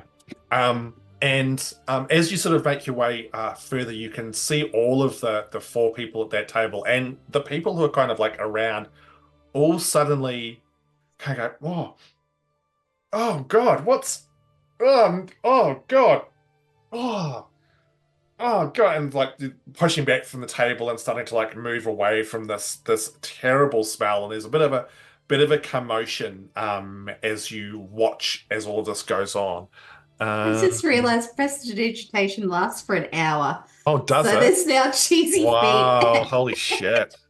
Wow. I'm just waiting for Timmy the Troll to go. Wasn't me. Esme looks at you, Tiernan, and then looks back at B as she's also stepping away from the table. Oh, I'm not actually even looking at them after I've walked off. Well, then I was you've just got walking no straight idea. to just kept walking to the bar with B. the bottle in the hand. You would notice then Esme look at Tiernan and then look across at you. I would give a terrifically sarcastic. Sallis is Wait. what's going on? She's like, why is everybody suddenly running away from that table? Like, I don't. B, what are you doing with? Did you do something? Did you do I'm one of not your doing little? anything. No, I'm not doing anything. You sure? I'm so sure you would know if I was doing something. God, was it one of these new friends of yours? One or two. Oh, damn. Oh, damn. Okay, well, look, this is just. They're not gonna like get into a fight or anything, are they? I don't speak for them. Oh, Is shit. that an option? So if there is fight over course of the evening, I'm down for that. That's fine. Oh, and you see, like, Celsius is like, no, God, no, please, no. It's like the golden rule here, like no fighting. It's just It's okay, they can take it outside. they can totally take it outside. That's fun, but like Calamity Club is not where people come to fight. It's where people come to have fun. All right, don't We're not like a planning little on bit of fighting. shit. It's fine. It's like a little bit of shit stirring is fine, but oh God, please, oh shit! If like we find out, like if Drac finds out that B that you've come here and then all this shit's gone down. I haven't done anything. Oh, I know, but you with these. Oh, God damn it! Shit, I gotta go and do some more work. Fucking shit! And she heads off away, sashaying through the crowd to go and sort some other stuff. So while Tiernan is making his way and as Celis vanishes off to actually do some work. I will just say that Tiernan would turn off the smell if they started to move by Okay. the time he got to the bar. If he got to the bar, he'd have a look. If they moved, Yeah. he'd drop There's like this sort of like this 10-foot hole around the table. What's everyone else doing? Grumpfel, what are you doing while all this is going on? Once Grumpfel Celis is and finished. Grumpfel and Rowan would be watching this and sort of going, "Oh, okay, right, cool. What, is this going to erupt further? No, okay." I can imagine that Rowan would sort of be ready with a counterspell if it did go a bit too far. Grumpfel is just sipping at the spirit that was bought earlier. But he's just watching it unfold, but ready to wind things down if it tries to escalate. Yep. Okay. Cool. What about Delgrim? I think it's lucky then that Grumpfel is ready to wind things down if they escalate. Because Delgrim will sit down at the table that Esme and friends are on, and immediately start a conversation with them. And So you're gonna follow them to their new table. Yeah, 100%. Things will not calm down. In fact, they will calm up. Okay. All right. Okay. So you guys watch as Delgrim just gets up, and Tiernan, you're probably oblivious to this because crowds and all that sort of shit, and Delgrim's small. I have a Miera, negative perception. you would see. I'm well aware I'd be not aware of this. Miera, you watch as Delgrim heads off, and I guess B, you would also watch as well. I'm not sure if either of you want to do anything or just let Delgrim. Well, Miera's just going to sit there and say, this could be good. Okay. How far away is the new table? Oh, it's like probably. Is it like eavesdropping distance or no? Oh no. Like trying to eavesdrop from anything, like it's one of those ones where you're having to raise your voice to talk to each other across a table at this point in time. Like the noise is at that kind of like decent filled pub kind of noise level. So absolutely no way you could eavesdrop. Okay, well then instead, alternatively, I guess I'd just be watching for vibes. Okay. Just like waiting for when it looks like it might get out of hand. Yeah. Same. Okay. All Just right. keep an eye on the face. Generally, when people speak to Delgrim, they scrunch their faces up a bit after he said something particularly truthful. After he's said pretty much any word in his vocabulary. Delgrim's all alone. This will be interesting. Good to know. Okay. Good to know. All right. So Delgrim. Fuck. You roll over to the table, and you just like sitting down. Yeah, it'll be just there's a tiny squidge of room left on a seat. Delgrim's taking up that room. Okay. So at the table there is the halfling which I talked about before. He's now that you're sort of up close, he's a weedy little halfling. He's got thick curly blonde hair with his binds and that, and one of those obnoxiously large moustaches, which is just waxed and like lovingly crafted into this thing of beauty. He's dressed in these very fine clothes, silk shirt, tight breeches, and these tall black boots. Looks pretty fucking pompous, to be fair. The woman who's there, who's not Esme, she's a younger woman, probably in her early 20s, and she's got this perfectly coiffed and curled red hair, of which there's just a single bind sort of woven into it and full display. Porcelain white skin, very delicate frame, and just wearing this absolutely stunning dress. The third one is this bugbear who is just this mountain of fur and muscle, like 6'4", thick arms, which is sort of like he's got like a sleeveless shirt on, like a vest which is undone to sort of display his chest. All of his clothes are very fun. He's got this very kind of long, deep blue cloak, sort of thrown over one shoulder in somewhat of a pompous fashion. And as you plant yourself down amongst these four individuals, they all, I would like you to actually make a perception check to see if you can hear what they're talking about as you get there. Sure. That is a 17. 17. Okay.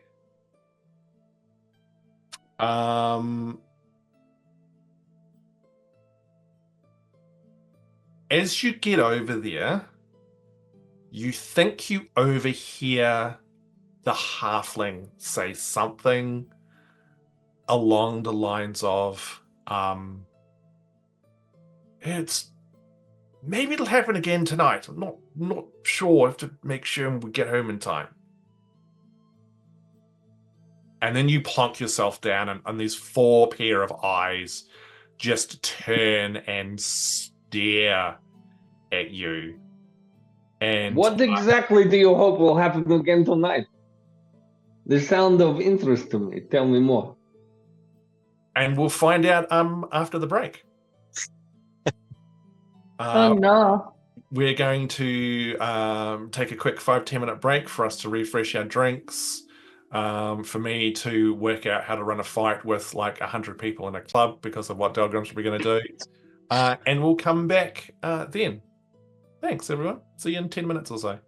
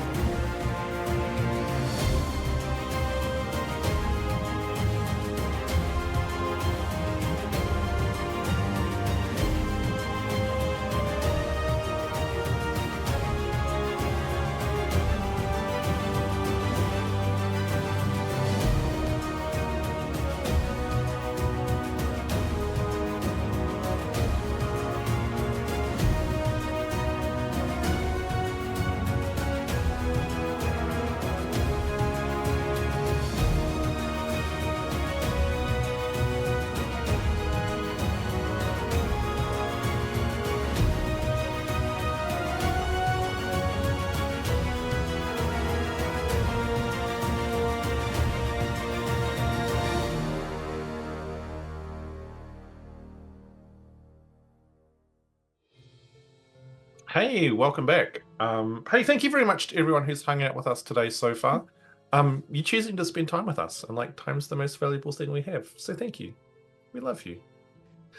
Where we last left off, Delgrim was about to unleash his infinite social skills of awesomeness upon a bunch of innocent rich people to see whether or not he can glean information into what is currently happening.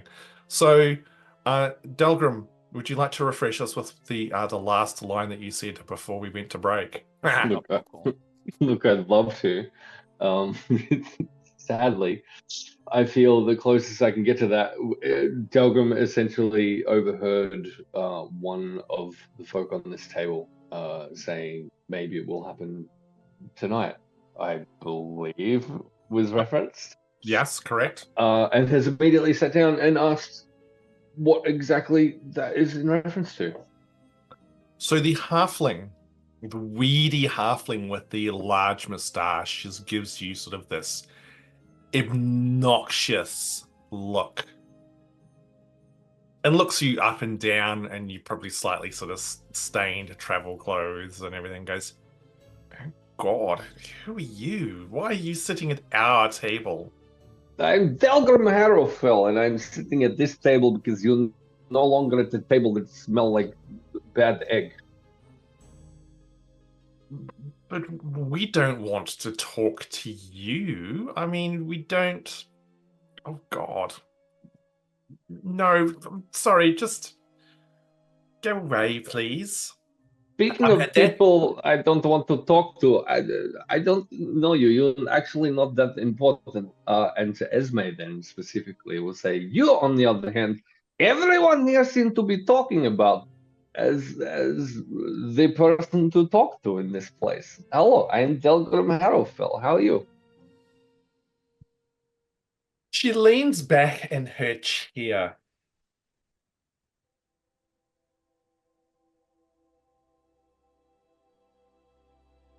Doing okay. Delgrim Harrowfell. How are you doing this evening? It seems that you've made friends with someone I know. Our new associate who makes strange sounds every time your name is mentioned, I hear. Strange sound come from her mouth every time you mention. This is unimportant though. The sense I get is you're the person to come to know people. You seem to be the one who everyone knows, and I wonder if maybe you know some people I have been looking for. I know a lot of people. But I mean, why should I be telling you any sort of information, though? Delgrim Harrowfell. You absolutely do not have to, but we are having fun party time in this great place, which has perfectly volumed music. Is the exact right volume to be able to have this conversation and not have that difficult. It's impressive, yes? And it's why everybody comes to the Calamity Club. It is easily the best establishment in all of the city. Excellent. You're talking about party fun times. Music. What is party fun times to you, Delgrim?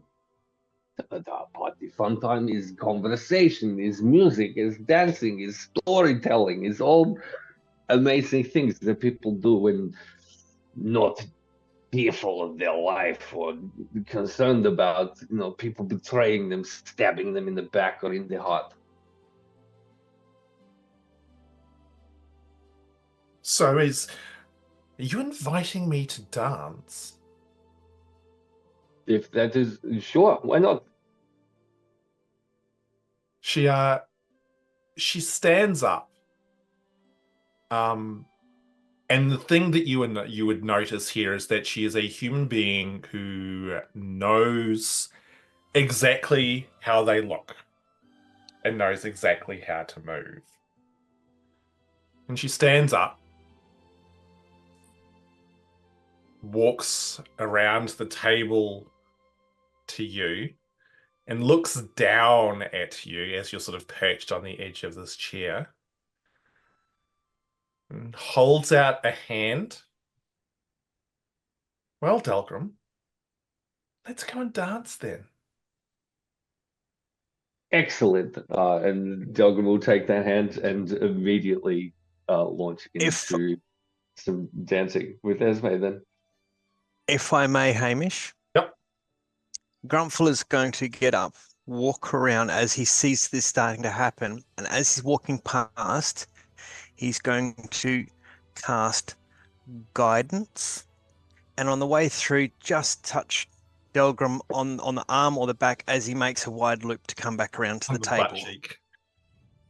Okay. If that's the Oh, look, closest I'll allow it. That's cool. appendage, then why not? Yeah, look, that's cool. Okay, so there's not really anyone else sort of dancing here, and so, but there is a group that's sort of dancing up close to the stage. Are you just going to dance here, or are you going to lead Esme off to this other space? I think the initial dance will take Esme from where they are dancing to the space wow. that is available for that. Wow. Okay. Delgrim, can you please make for me a performance roll? As Sure. you now attempt to dance this elegant individual over towards the rest of the dance floor. Uh-huh. I will do that. And with guidance, which gives me a what now? A D4. It's a D4. D4. I right? can roll for you if you like, or if you've got, if you don't have one handy. No, I'll throw the D4. Hey, look, that is the dirty, danciest of 20s. Wow. Okay. You bee cheese. This is... Look, you've seen some strange stuff with Delgrim. B, you haven't. You don't know this Duragar from like a slice of toast.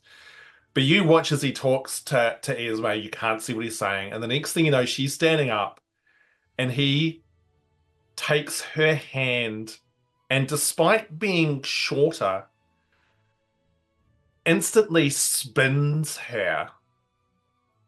And her long dark hair sort of like goes out in this wave around her. Sort of a few people back away as he surprisingly elegantly leads her sort of through the crowd towards the dance floor and a display of remarkable skill. For the rest of you, this is probably a Delgrim you 100% have never seen before. I don't think Delgrim has ever done anything like this. He has danced his socks off previously. At the very first session, wasn't it? Correct. Yeah. I can't remember how. So you stretch back your memories and you're like, actually, you know what? Delgrim can cut a rug. You catch There was many Esme- rugs. you catch Esme by surprise. To the point of a little ooh, as you sort of spin her around.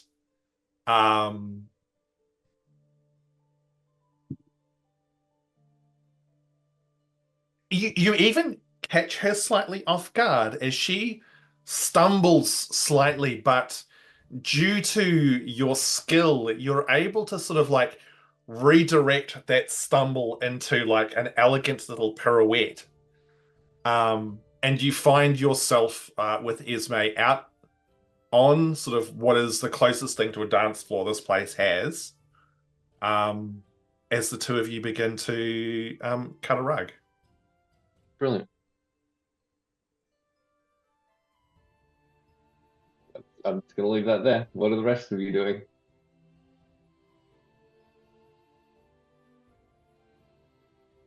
I don't know. Am I at the I'm bar? watching the dancing in stunned silence. Utter confusion and absolutely watching what is happening. I was preoccupied I got this going to image the of- bar, so I don't know if I've seen any of this. So, okay, so in this respect then, so as this is going on, Tiernan, you are now up at the bar, looking for Kayla. And after a few minutes, you're able to get her attention. She comes over, gives you a big smile, and she goes, "Yeah, hi. How can I help you? What are you after?" Did you make this wine? And she's like, "Oh, yeah, absolutely.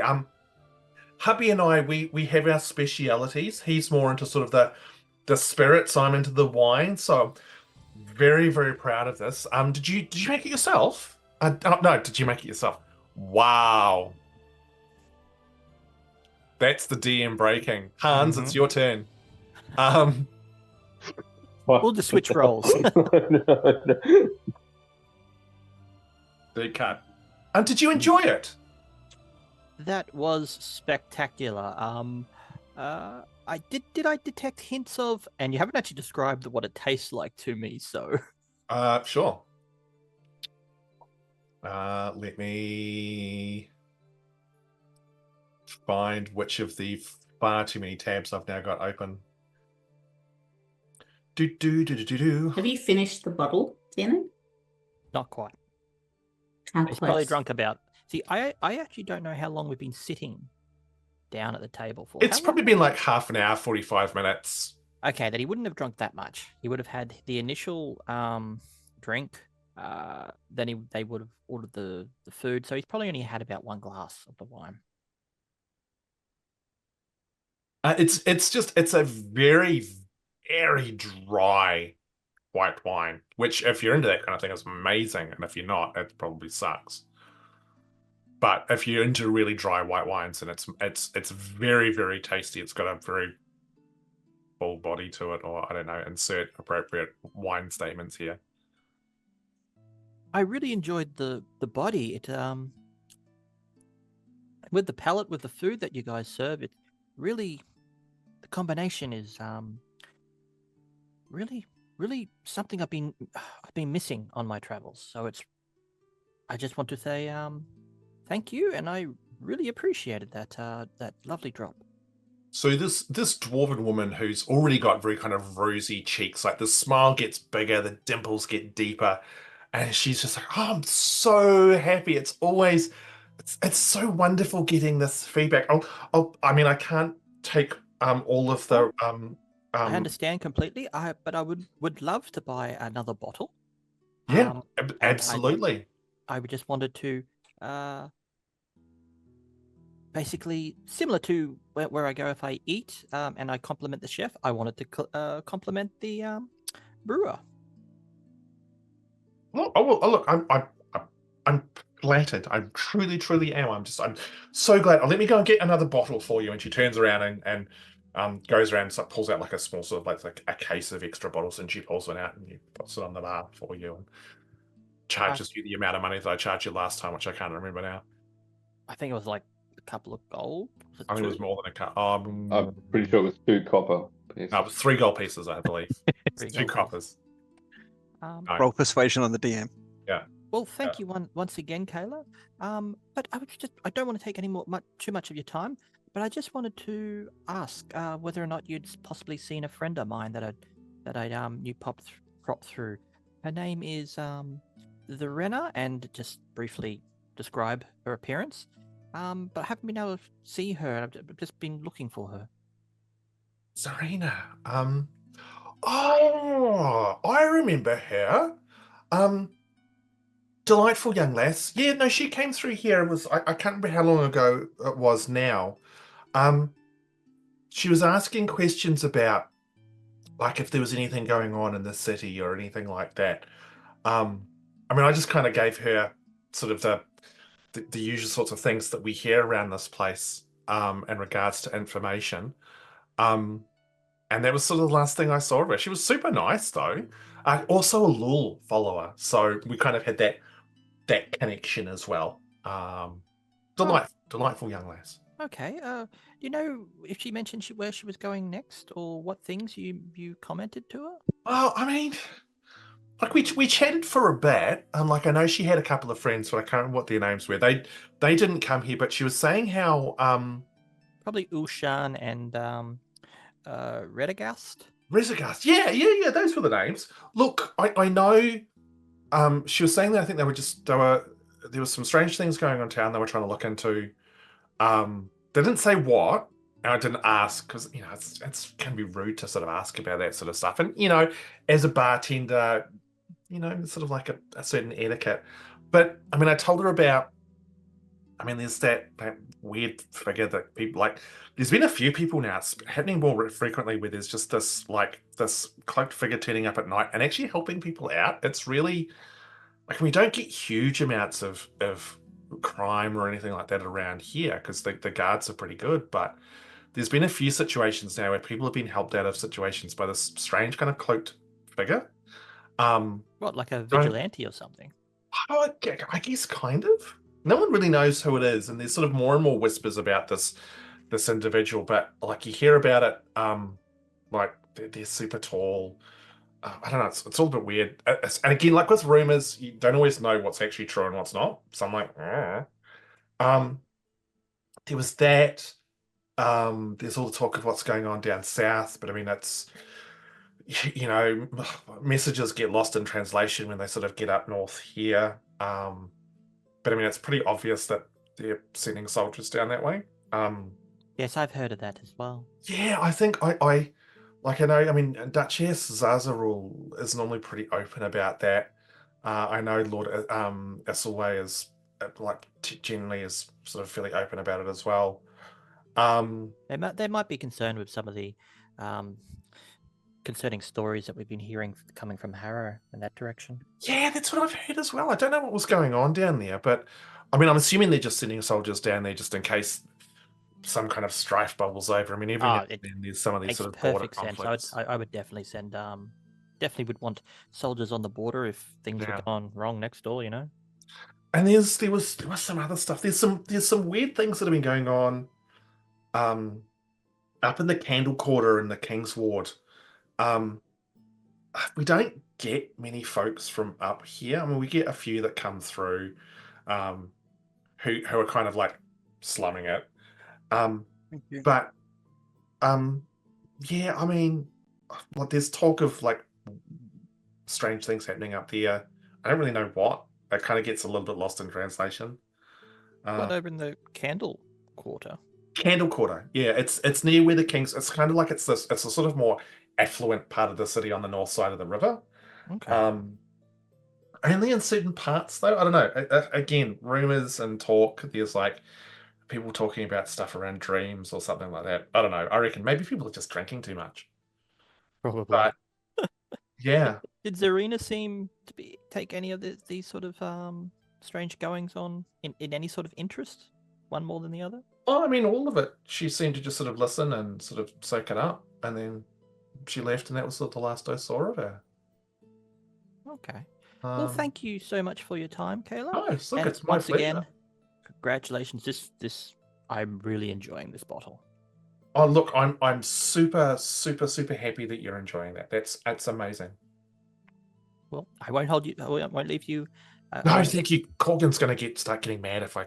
Well, he deserves to get a little. You deserve to have a little moment. He made you serve everyone else. I know this is true. I know, but still, I mean, we're getting towards the time of the night where it starts getting really busy. So, look, you, if you need more, come and see me. I'll hook you up. Thank you. See ya. Cool. Bye. And with that, I will be making my way back towards the table again. Okay. So we'll shift across to the rest of the group. So currently, Grumpfel's done his drive-by guidance. Miera and B are currently kind of watching what's happening with Delgrim. Is there anything the three of you are wanting to do, or are you just wanting to watch how the Delgrim thing unfolds? I'm really sus on her. So I think predominantly I'm just still vibe checking and making sure that she's not being sneaky in general. Okay. All right. So make an insight check for me. Okay, sure. I can do that.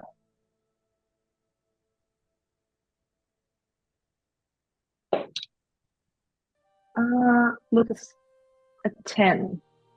A 10. It's really hard to kind of tell what's going on just from the angle. again, the place is getting busier and busier. Like it is a sea of bodies at this point in time, and very hard to tell. Okay. I'm just going to keep watching, see if anything weird happens that is not weirder than what we're already witnessing, I guess. Yeah, cool. Yeah, fair cool. Fair cool. Mira? I will be mainly watching Delgrim, but I will also be trying to use my lance just while I'm sitting at the table. But I'm kind of, as I'm holding it, I will be thinking emanations and work stick and stuff like that. Yeah, okay. You're getting some very weird looks from people who are around you. But yeah. To that, I will simply reply, the blessings of the stick be with you. Yeah, fucking what has happened here now? Oh my god. Are you saying this out loud for everyone to hear? When they look at me, strangely about the stick, I will say blessings of the Saying stick. work stick? No, that's in my head. Oh, I was going to say, wow. Yeah, no, but I'm kind of waving it oh. around and... She's completely broken. It's amazing. No, okay, cool. And what about you, Grumpfel? You and Rowan are kind of like in the corner watching. Rowan has been remarkably quiet. I got the impression when Grumpfel got up, Rowan would be like, "Oh, what are you doing?" And then do this, and she would probably recognize the what he was doing, come back, and then I dare say we would be just watching Delgrim dancing, and the group that Esme is with, just making sure, we're sort of eye in the sky, making sure that there's nothing sneaking up to derail this, but still kind of watching what's Delgrim doing type thing. Yeah. Okay. So as you guys are watching, like Celis like appears beside you, B, and she's looking across at Esme and Delgrim, and she's just like, oh my god, what on earth is Delgrim doing? What is he doing? Look, I don't know, but power to him. The more this happens, the further away she can move from my family. But God, did you see his moves? Like, damn, I did not expect that from that Durgar. Like, I mean, it's got, like, those hips don't quit, girl.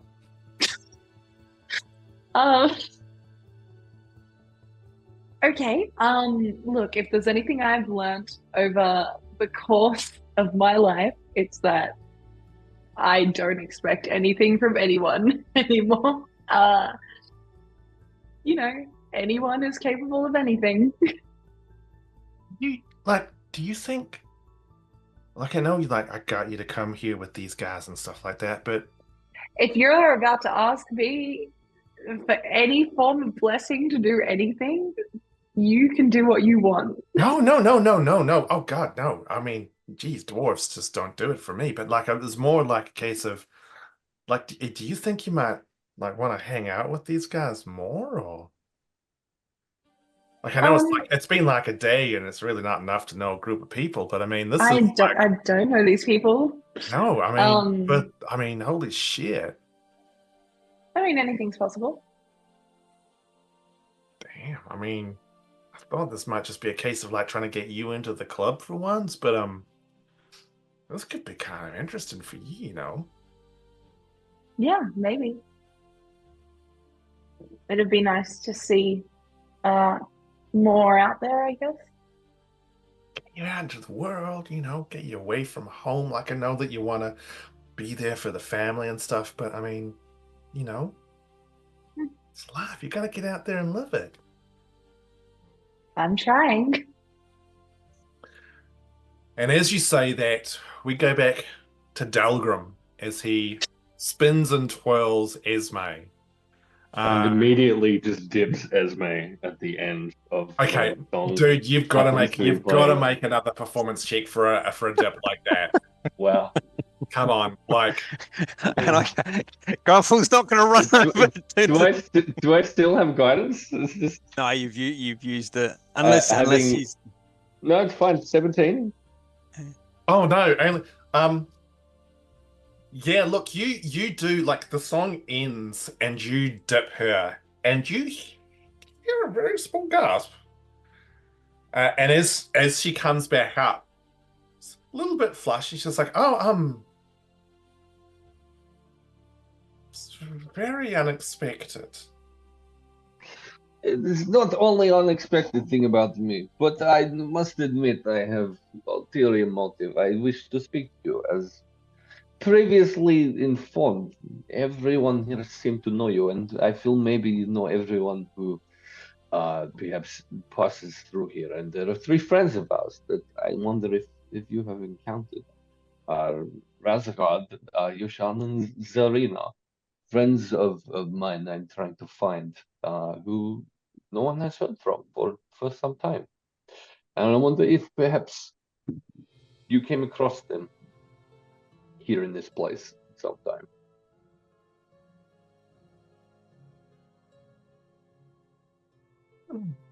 See a few people through here sometimes, but Seb and the others are the ones who tend to spend most of their time here. It's not always the place that I like to come to, but What is the place you like to come to?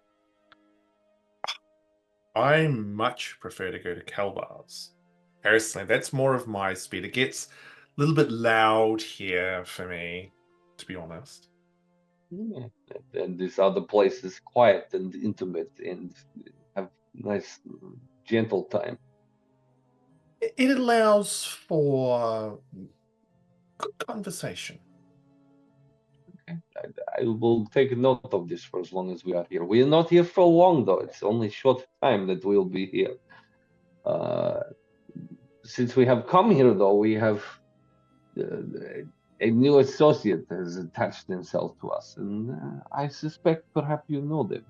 You said as much earlier, and I wonder what you can tell me about this Beatrix that has become Hey. part of our little group. Yes, I know Bee quite well. She is lovely, young woman. Inside check. That is 17. Oh. She seems to be very genuine. Okay. I am in a relationship with her brother, who is also a lovely individual. They're a quite an intriguing family. But she's a little bit of a wallflower, but it's wonderful to actually see her like stepping out and actually coming to the club for once. Yeah. No, I've got all the time in the world for Bee. Okay, great. Let us go have conversation with P then. Absolutely, it would be my pleasure. Okay, great. Hey, B. Hey, look, I've made a new friend. Hi, I made a new friend. Do you know this person? It's a great friend of mine. Out of my room. Fucking crazy. Amazing, fucking amazing. Wow. B, this is Had to happen at some Esme. point. B is out and about on the town, as you say. So, That's right. so Esme is definitively being dragged along to the table with everybody else. And when Esme sees you, she comes up, B, and she gives you a hug and a kiss on the cheek. She says, B, it's wonderful to see you. Have I made it back by now? Yeah. You've made it. You kind of come back just as this is happening. Yeah, I sort Hey, of like it's crash on the wonderful chair. to see you here. I know that the club's not really the kind of place that you like to come to. You're much more interested in your books and your reading, but it's great to see you out, dear. Oh Absolutely. yes, it's so good to see you. I know, darling. It's like So glad you're here. we don't really catch up enough, especially not without your brother around. Normally, it's like family gatherings, and we have to, there's all of the niceties. Like, it's nice if just a couple of girls could just catch up and have some fun together. But I can see that you've got some new friends here as well. Yeah, it would really be nice if you could, spend time away from my brother. Well, I mean, I'm here right now, aren't I, B? And your brother's not around. Yeah. He's So got work to again, do. I'm just letting him do. continue doing that. Well, we'll see. We'll see. He's a good soul, and sometimes I know he just needs my support. Away from him is where you can support, I think, maybe. So B, why don't you introduce me to your new friends? Oh, actually, hold on. And she turns around and she goes, and she quickly goes to the crowd and gets her other friends and brings them over. She's like, everyone, sorry, we're really rude. This is Seb. She points to the halfling, and this is Isla. She points to the woman with the coiffed red hair, and she says, and this is Lance. She points to the hulking bugbear. And so, B, who are your new friends? Well, it seems like you've made really good friends with one of them. How about you ask him? Oh no, I already know Delgrim. He is very good at dancing. I was quite impressed. Not nearly as good as your brother, though. I mean, the way your brother can just move his feet, and the way he guides me across the dance floor, the way he just the gentle way in which he places his hand on my lower back. And that's enough. Thank you. Wow, You you speak so much. You did not tell us, B, you had brother, I think. What is his brother's name, of which you speak?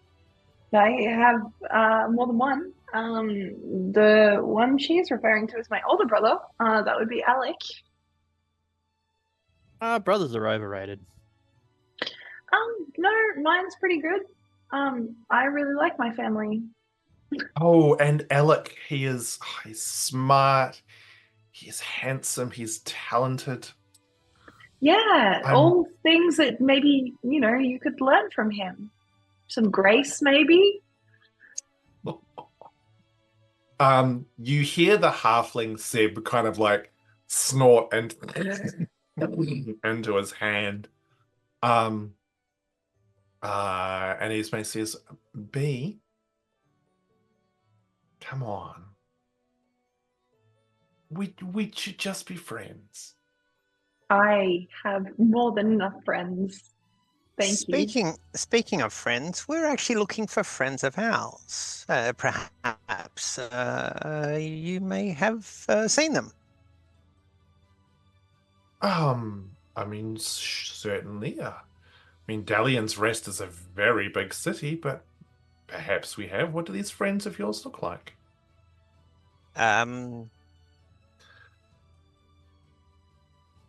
Tiernan, what did our friends look like again? All right. Well, Complete metal blankness then. No, that's okay. I'm happy to kind of hand wave the description sort of style of things. In full confidence, Tiernan, when he's sat down at this table, if you are counting his drinks, Miera, the first bottle is getting quite low. Make a Constitution saving throw. Excellent. We've achieved 5 drink Tiernan. Thought you were going to say concentration check. I almost did. That too. Okay, 10. 10. Yeah. Hey, buddy. That mighty brain of Tiernan's is now starting to be not quite so mighty. Mm-hmm. As you're finding the ability to focus and concentrate just a little bit harder. Okay. Well, I think they went to buy candles. I'm sorry, they went to buy candles. I'm not talking to you. Oh. Grumpfel, I think they went to buy candles. Oh, okay. Where's that hand wave about now, Hamish, with the description? Anytime Yeah, soon yeah. would be good. So you provide a description of these individuals. Sorry, yeah. And Seb. Can I guess? Oh,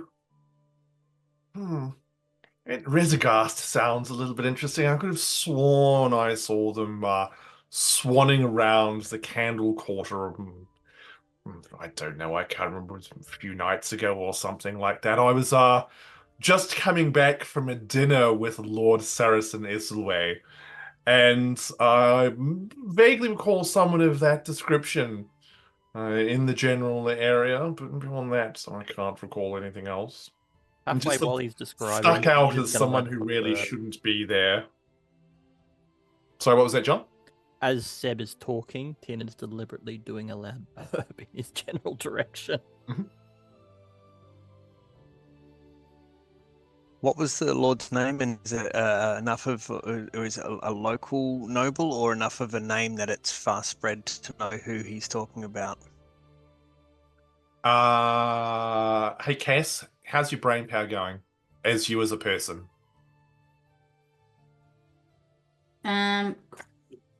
Yeah, good. Good. Did you recognize the name? What was the name? Tell me again. Saracen Islway.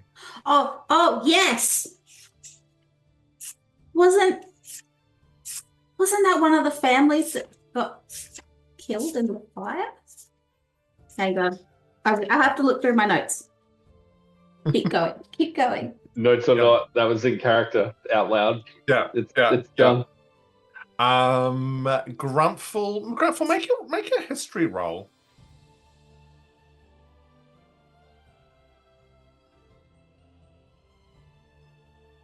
Yeah, no. Seven's not Seven? going to cut it. Yeah, look, I mean, you know some of the nobles and stuff like that from this part of the world, but the name sounds vaguely familiar. But beyond that, okay, Miera's got a moment. Okay, Miera. Dawn Dreamers. I think they were somehow linked to the Dawn Dreamers because I've got Saracen. I'm pretty sure we spoke to someone about the Dawn Dreamers and they were at Delian's Rest and they mentioned Saracen Esselway. Mm-hmm. Is that in Right. character or out of character? No, this is out of character. That's all I've got. I have to check back, but that's all I've got. So I recognize the name. Miera, because I'm conscious that dear audience, a number of us have had a long and exhausting week. And we talk about this as players before we actually stream the game because it's important to check in with your players and go, hey, where's everybody at? So that if you've got people who are maybe they've had a bad week, they've had a bad day, so they're like, yeah, I'm going to take a bit of a back seat or I'm going to struggle a bit with stuff. We can take that into account as a group. So both me as a DM, but also the rest of us as players. Really important to talk about that kind of thing. So in this situation, Cass, I know you've had a big week. So in that respect, you recall the name. It was a name that when you had that mind probe done by the Duragar, it was a name that they had mentioned as part of that. And That's was right. a name that you had heard through the dreams that you had had as well. I think potentially Aloysius has mentioned it too. It is a name of significance. Okay, so Seb, the way Seb has communicated in this situation is that think of it as like the rich kid who's like, oh yes, I went to the important person's party because I'm a little tosser.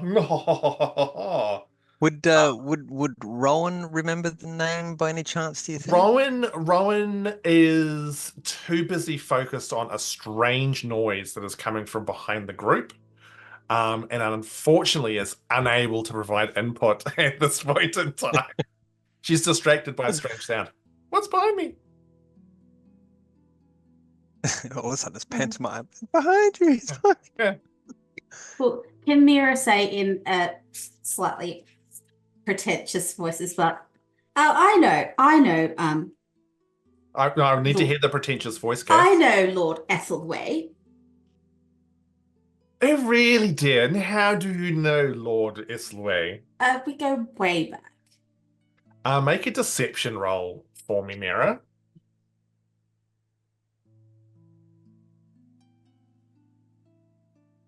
Deception.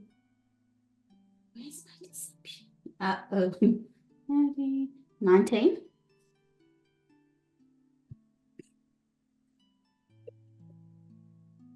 Oh, really? Well, my father, Barnabas, knows him well too. I'm surprised you and I haven't, like, I crossed don't each believe other he's in... ever mentioned your father to me before, so mustn't be that important. Well, I just... May the blessing of the stick be with you. Wow. You actually do that? I'm going to bonk him just slightly. Oh, Just fuck. like gently. And I'm giving him a blessing. Make a persuasion roll, I guess. Oh God. Also, inspiration. Such a cast, please. Yeah, that's fucking 22? 22. Yes. This It's got a +7 to persuasion. I can't help it.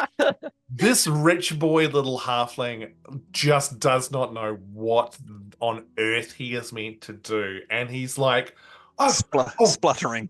oh well, look. I mean, maybe Daddy and I can meet up with you and your family one day, and we can go out for lunch sometime. Possibly. You'd have to call my people and put yourself on the waiting list. Oh, so well. I mean, if you could just give me some details, I can make sure that I can get our Look, if you don't know the details, I can't give them to you. Oh well, at this stage, Esme goes, excuse me, look, you two. You were looking for information about these friends of yours. Seb seems to be the one who's seen this Rezagast person around. The others, I don't know, and it seems like the rest of us aren't aware. Is there anything else that we can help you out with? Sorry, can you just repeat that? Huh? Can you, in character, can you just repeat that? Just say, just that sentence you just said. What, you mean that there's other things that I don't know? Are you trying to imply something, Beatrix? Sorry, I'm just going to commit that one to memory. Very well. At least Well, just self-aware. You really do not like this person, yes? What is the deal there? I think that Beatrix might think that I have some kind of ill intent for her brother, which is... She's sleeping with his brother. And it just blurts out. I mean, look, yes, we are. He's a very considerate, very considerate and passionate lover, to be honest. But I mean, no. If I may, we invited our new friends over here to ask information and not to divulge dirty laundry, divulge secrets. Air dirty laundry is what I was thinking of. Perhaps we could sort of, if that's all you recall of the people we are looking for, I think we may thank you for your insight, and maybe before the evening becomes untenable, perhaps part ways with our thanks and gratitude. well, I mean, I hope you're all going to stay around at the club. I mean, it's only early. I mean, things don't start kicking off until it's well past the witching hour. Oh, no, we just thought you were leaving. Because, you No, know. I have no intention of leaving. I'm here to have a very good time. B, maybe you'd like to just hang out with us. Give us girls a chance to bond. Or if Mm. you would prefer, you can stay with your new friends. Think I'd prefer. I can go home to Alec later on and I can tell him that finally B has made some lovely new friends. Sure. You do whatever makes you feel good on the inside. I will. I will. As now the rest of you, sorry, is there anything else? Delgrim, like another dance later on. I mean, I do need to make you aware that I am very much a taken lady. But you dance exceptionally well. I'd be more than happy to dance with you later on. Yeah, you went all that great. I'm over dancing now. Very well. Well, myself and our friends are going to go and find ourselves a table and enjoy the rest of this wonderful evening. We'll leave you to have fun. She steps forward, B, to give you another hug. I do not like reciprocate it, so I guess she would just be hugging someone that's standing still with like Yeah. their arms by their side. Yeah. Kiss That's on the kinda- cheek. And she whispers something into your ear. Have a lovely evening, everyone else. Bye. And Miera will say she's leaving. Absolute pleasure, Esme. And just so you know, I personally don't think you smell bad like everyone else was saying. I just want you to know that I think it was lovely meeting you. You too. Enjoy the rest of your evening. Thank you very much, Miera. You seem like such a delight. I hope that maybe B learns a few things from you. And with that, this little posse sachets away. Ugh. Such mean girls. Oh god, they're finally gone. Anyway, I spoke to Kayla, and there are rumors in the Candle Quarter about people experiencing odd dreams. So that sort of rings a bell, doesn't it, Miera? Mm-hmm. And that's where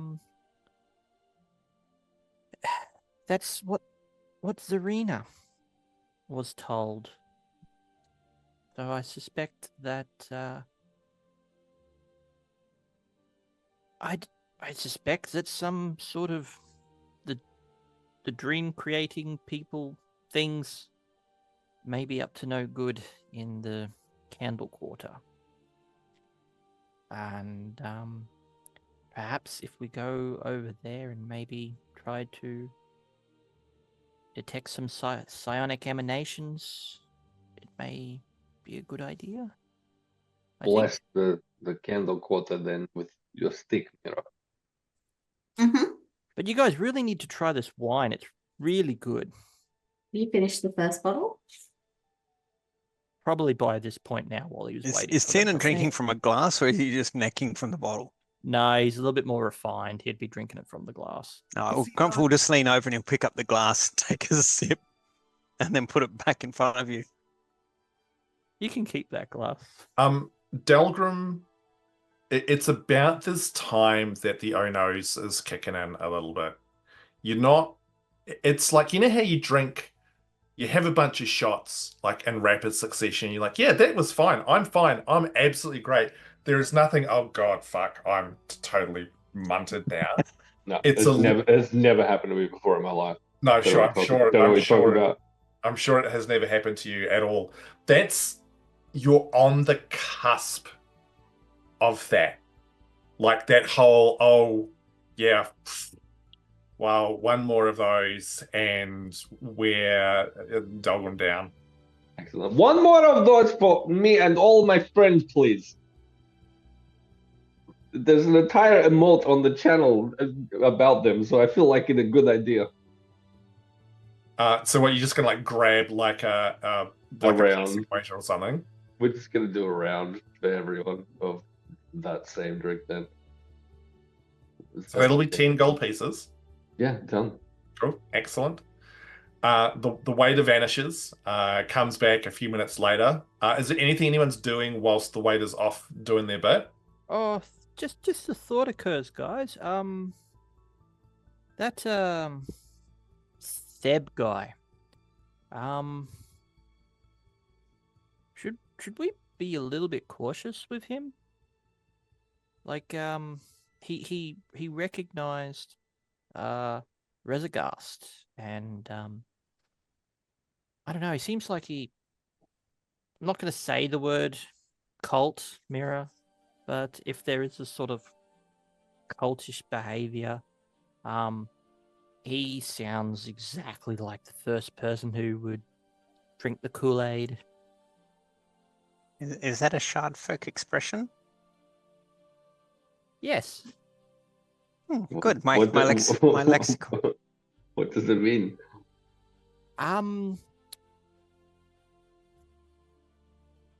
Believe the lie, to drink the poison. Oh, Oh, What- our lexicon in shard folk sayings grows. I'm just saying. If people are having strange dreams and being promised or offered fanciful things from this strange entity that I have seen in Mirror's Head, for example, I do not think you can blame them for it. Surely, that that is something that has happened to them, not the choice that they have made, right? Oh, I just feel like Seb had his. I don't know. I just get this impression he's the guy who just stick his nose up someone's. He's a bit of Whiskey a brown bottle? noser. If brown nosing help us find the right people to talk to take care of the situation, then fine. Oh, I mean more of a case he'd sell his own mother for a step up the social rank. I'm not in market for someone's mother. I do not understand how this matters. He's untrustworthy. Yes. As much as and Grumpfel will turn to look at Miera. As much as that was a pleasure to behold, I think perhaps caution. Yes, this young gentleman does appear to be one that would indeed act in his own and only in his own interest. But the Candle Quarter calls. And who's Saracen Athelway? Should we know them? Yeah, Mira, who's the Ethelway? Well, they were brought up. They were brought up because of the probing that they did. In my mind. And that name came up. I remember the probing, yes. And Is he famous around here? Well, it sounds like he's a lord Well- of some sort, some noble. You're from around here. Do you know a Saracen Athelway? Hey, Hamish, Hey, Mm. yeah. have I You heard this name? absolutely. I think I've given it to you on the cheat sheet, but to Oh, okay. to break it down, Lord Saracen Isselway is the Duchess's main advisor. Mm-hmm. And I will send you Cool. a message about other stuff. Sweet.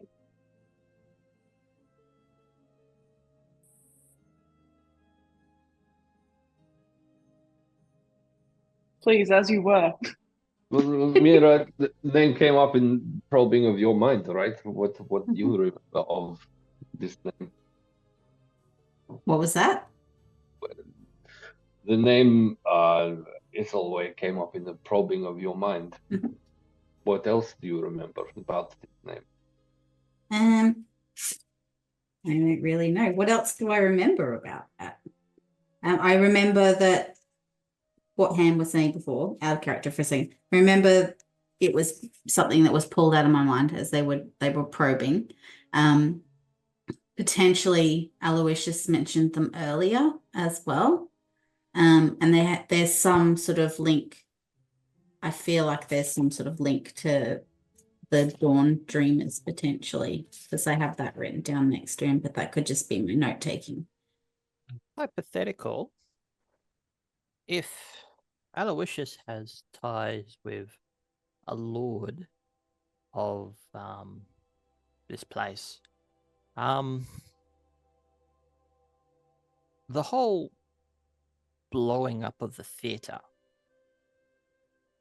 could have that been foreign intervention on like a diplomatic scale to potentially weaken a neighboring government? Do you mean to say perhaps motivation for the tragic death of many people in theater might not have been a grand and noble vision of equality for the common people, but was instead just one guy who is a minion of some other guy, just doing the thing that he asked? Yeah, Well, no, absolutely, I mean like that could be. a minion of ruling power of the adjacent country. Didn't all these lands used to be one at one stage? Couldn't this not be another attempt to weaken your neighbor with an intent to invade? Like, didn't they just send forces down south? Seems That- very unlikely though, because and Miera will keep her tones hushed because she doesn't want anyone around to hear that they're talking about Aloysius. But I don't know necessarily if that makes sense, because Aloysius was very much for the small people. He didn't really like the lords, so it would make zero sense that he would be doing anything to help further their cause. Unless he's lying to you completely, that is possibility, though. Yes. No. You think not? No. You don't think P, he died? you're from Talon's Rest. Mystic Delirium. You know these people? I believe, Hamish, you were going to send me something on this as well that is not on my cheat sheet. I believe it's a message that we had a long time ago. You know of them. Mm. Basically, the information that you know is the information that the party has already heard. Basically, Yeah, cool. Super popular. Everybody loves them. They're Everybody thinks great. They're awesome. Yeah, Unless you're from basically, Harrow. that's it. Okay, yeah, so I would look at you and say, the name is familiar. I don't know them personally. I've heard about them. Heard they're pretty cool. I'd say they're hot rather than cool. I mean, whatever you're into, I guess. I don't know really anything about them though. I just know that people talk about them. That is unfortunate. Do you know anyone who might know them? I mean, based on the information you just managed to drag out of that crowd of wonderful people, I think you might have more of a good chance with them. Excellent. Or people running within their circles. I think we Did you stopped know talking to anything them about and Saracen? Sorry. No, they're fine. Good question, Miera. You should ask it again. Did you know anything about Saracen? Lord Ethelway? I feel like there's a lot of people that know. But what did you know? Look, it's kind of a really badly kept secret. But you should definitely ask about you should ask around about relationships and secret lovers and stuff like that, because it's an interesting subject. Most of us are aware of. You have a secret lover, B? Not me. Oh gosh. I'm not that good Who at keeping secrets. have you been sworn to secrecy, which is why you're not saying? Oh no, I just think it's funnier hearing it from the town's gossips than from me.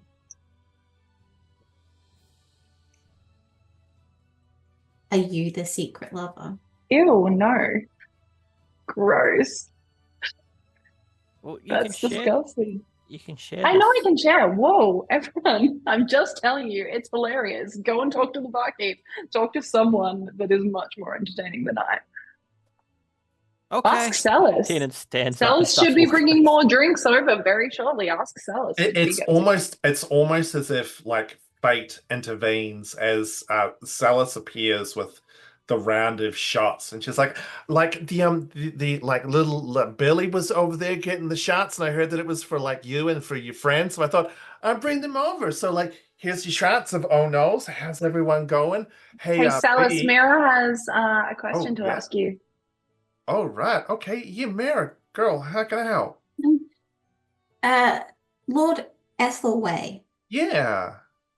what's up with that? Because I heard something about like a secret lover, maybe some scandalous information Seek.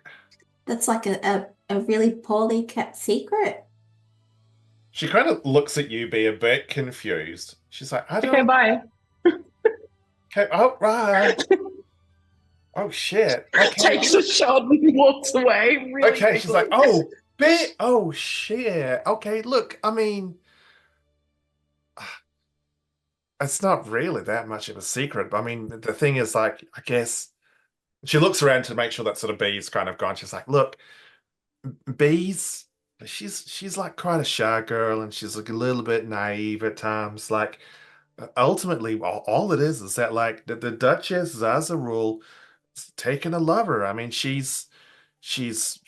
ain't married anymore. Her husband died a number of years ago, and then Lord Isselway kind of appeared. I mean, that was probably 6 or 7 years ago, and I mean, what she does is her own business, and it's kind of like one of those secrets that's not really a secret, but ultimately it's like it's no one's business but hers. So he's a smart man and gives her like amazing advice. Works really well with the other members of the council. He's a nice man. So He's an they're like, advisor with benefits. Well, I mean, I don't know if I'd say it's like friends with benefits. Like it's not. I think it's And- probably more than that. But Political advisors with benefits. oh yeah, I mean, like he's super smart, and like he's absolutely helped Kingsvale out like a lot since he's arrived here. It's been really impressive. And to be honest, Duchess as a rule does not tolerate fools. Like she's not the kind of person who is going to just go and randomly take some idiot lover. Like her husband died when she was super young, and she's got her two daughters. And like everyone here loves her. She's done an amazing job in Kingsvale. So, I mean, if Lord Isselway was someone who the people didn't like, then like she would absolutely hear it and she'd take it on board. Like we're super lucky to have her. where does Lord Ethelway usually hang out? Is it the Candle Quarter? Oh, I mean, he's got an estate up in the Candle Quarter. Yeah, I mean, like they don't, again, like they don't live together or anything like that. Like it's not kind of like official. But he's in the Candle Quarter, and I think she lives in Kingsvale. Not Kingsvale, sorry, the King's Ward. Does he often receive guests or anything like that? Oh God, yeah, I don't know. I'm just around Oldhome. Maybe the Shades. I don't go up there. I don't really know. You'd probably need to talk to maybe some of the richer people up there. But I mean, he's a lord and he's a member of the council. He probably gets all kinds of visitors.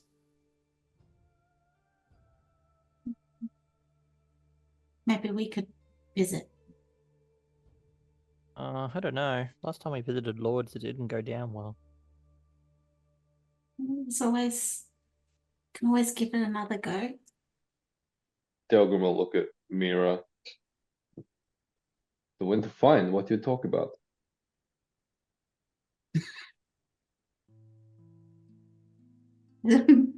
maybe in your mind it went fine. I mean, I don't know where you guys are from, but like, I mean, you can always just request an audience with them. I mean, like, every couple of days, the Duchess provides an audience for members of the lands to come and have conversations.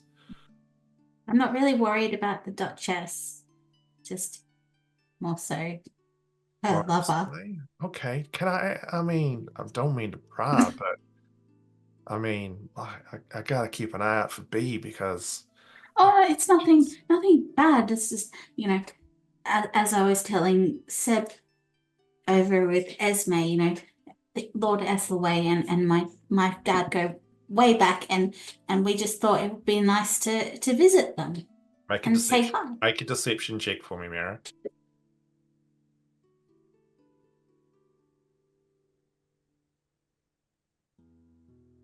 $21. Sorry? 21. Okay, I mean, I didn't think you were from. Where are you from, Miera? For you and your dad to be coming up here, I didn't realize your dad was around. Oh, well, my dad, used to travel a lot for work and all of that sort of stuff. He's, a renowned chef.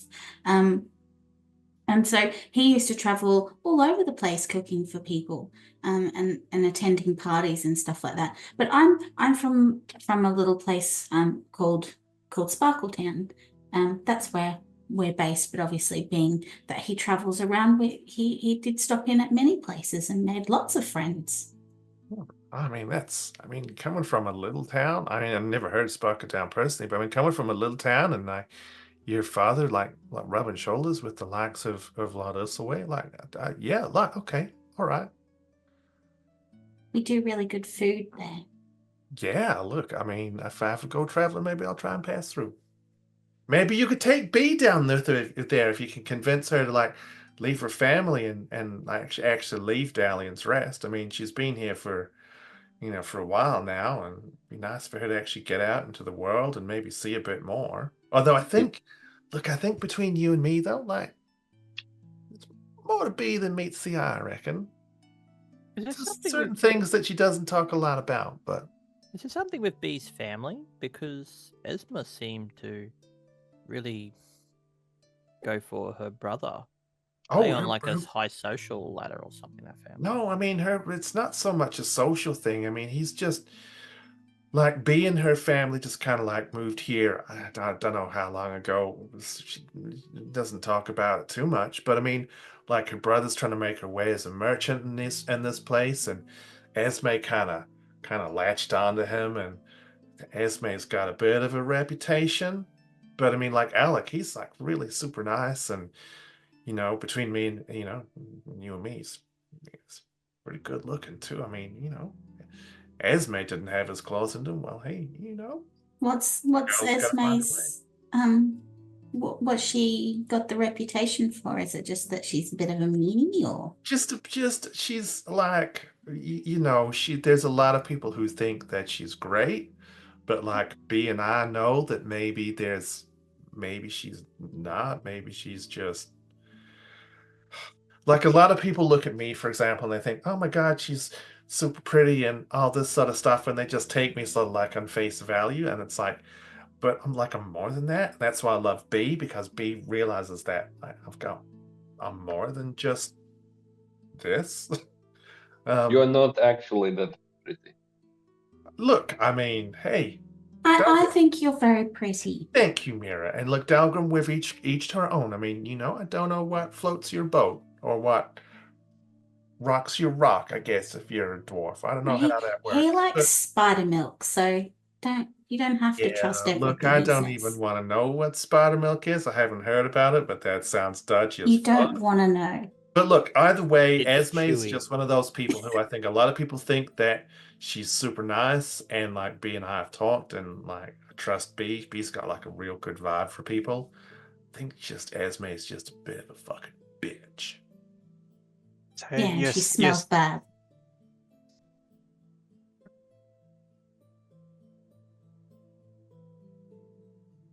Cool. We just leave that hanging there in the air then. Amazing.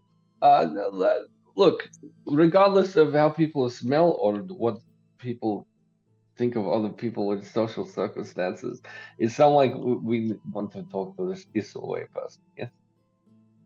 Or maybe not right off the bat. How would we do this? Well, How are we So going to put ourselves in the same position? whilst you guys think about that, let's slide across to B. B, you've detached yourself from the Just group. do a lap. That's all I'm doing. Is I'm just doing a lap and coming back. B, make a perception check for me. No. Okay. Why? New stats. That is a dirty 20. 30-20. Okay. You do a lap. And for the briefest of moments, you see a figure. You see someone, they look like they're human, who seems to sort of be watching this new group of yours quite closely. But then it's almost like you're not sure how, but they suddenly kind of look at you. And there's that moment of eye contact. And then the next thing you know, Timmy suddenly like blocks that line of sight between the two of you. And he goes, "Oh, hey, that little floating thing, can that hurt people?" I'm just like, if you go and ask Tiernan, and I'm just gonna try and sidestep. And as you try and like, as you're trying to Timmy. kind of get past me, it's like, "Oh, which one's Tiernan?" Just go and shout it out over there. Oh, Start shouting. okay, that doesn't really help me too much. Can you Great. take me over there and show me, please? And it's just like this meat wall in front of you that, like, no matter what you're trying to do, you absolutely cannot get past. Okay, well, I will. Fuck, you lost me at meat wall for a second there. Yeah, sorry, it's the impenetrable wall of meat for me. I will say, I can absolutely meet you over there if you just. I really need to pee really badly. If you just give me 30 seconds, all right. and no pee, and just try Yeah, and look, the ladies sidestep. is out that way. You go do that. I'll go. Which one's where? Oh fuck, where'd you go? And you've like managed to kind of get around them, and you can hear Timmy kind of going, "Oh." Is this figure gone? Wanders off through the crowd, and you look, and that figure has vanished. Any notable features about them at all? Human, male, very hard to see with the haze of like the smoke from people using their pipes and stuff like that, and the noise and the movement. It was more, there was an intensity to these. Probably the thing that you got was the eyes. Almost sort of ice blue eyes looking at this new group. Okay. I'll start to make my way back over towards the group. While I'm heading over, who is kind of the first person in the group that I can see? As I'll let you pick. Cool. Let's roll a dice. Why not? Okay, Miera. Okay. I'm gonna point towards Miera, just with my finger and cast a message, and say to you, "There's someone watching your group and me. Human, tall, ice blue eyes. Keep an eye out. I'm on my way back." So Miera, Yes.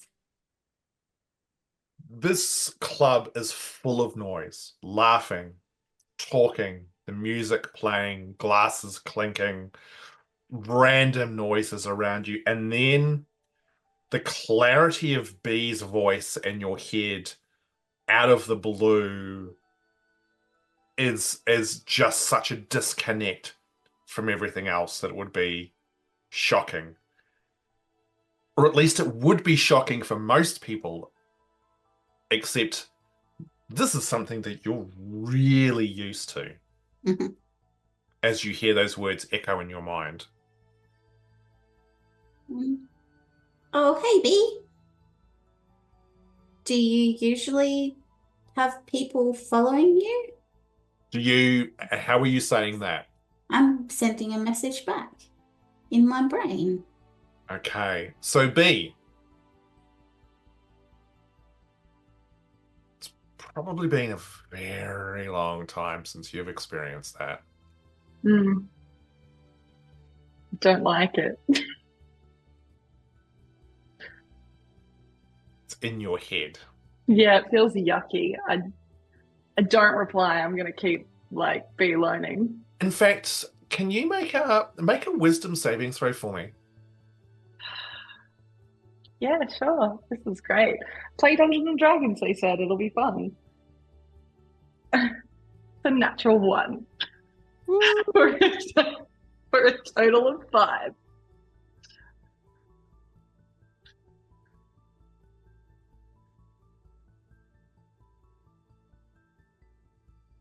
Miera, can you roll a D100 for me, please?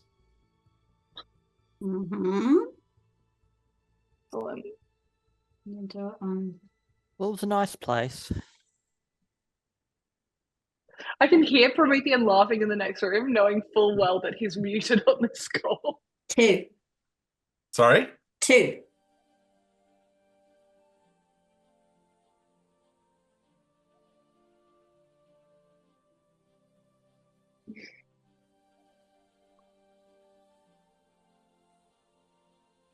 You hear Miera's voice, B. Mhm. But there's like another layer to it. It's like B's voice, but there is something underneath which feels oily and uncomfortable. It's like when you touch something which like instantly just you want to recoil from it. And then all of a sudden in your mind you get these flashes. Things just lurking on the edge of darkness, just out of sight. Noises, strange and terrible. It's like it's like the screams, but it's just on the edge of what you can hear. And your mind wants to try and withdraw from it, but no matter where your psyche kind of goes, all you can hear is this terrible noise. For the briefest of moments, it sounds like the voice of your father shrieking, and then an unholy crunching noise. Like absolutely the sound of all the bones of a body just shattering as they're compressed. I want you to make... I'm going to actually completely leave this up to you, Emily. Okay. Would this cause B to scream? Or would B be able to suppress this? I don't think it would be like a shriek. I think there would be a noise. But I don't think it would be a scream. But like a uncomfortable noise. Okay. You find people, like a couple of people nearby, like it's so loud in this club that they probably can't hear too much of it because you haven't been that loud. But you turn and you look, and there's a couple of people who kind of like give you a bit of a strange look. Miera, if you're looking in her direction, you would absolutely see what sort of expression would be on B's face from this. Probably just like deadpan shock. So that's what you would see, Miera. As far as you know, you just do what you always do. It was fine. I think seeing the look on her face, I would probably like tap on the table so that people noticed me and say, B said someone's watching us. Tall, human, blue eyes. Because at this point, I'm thinking that she's shocked because this person's watching us or has done something that I haven't seen. What was who was that human fellow that was used to live on the near that lake in Greenfields? Did he have blue eyes? Athalas? Sorry? Athalas? Yeah. Is that his description? Oh man. I can't remember what he looked like. Jesus. Ages ago. Wasn't he? I don't think he was a human. He was elf. Elf or Yeah. human? Do we? I think he was an elf. I don't think he was human. Okay. Tiernan. Tiernan and Miera, both of you make history checks.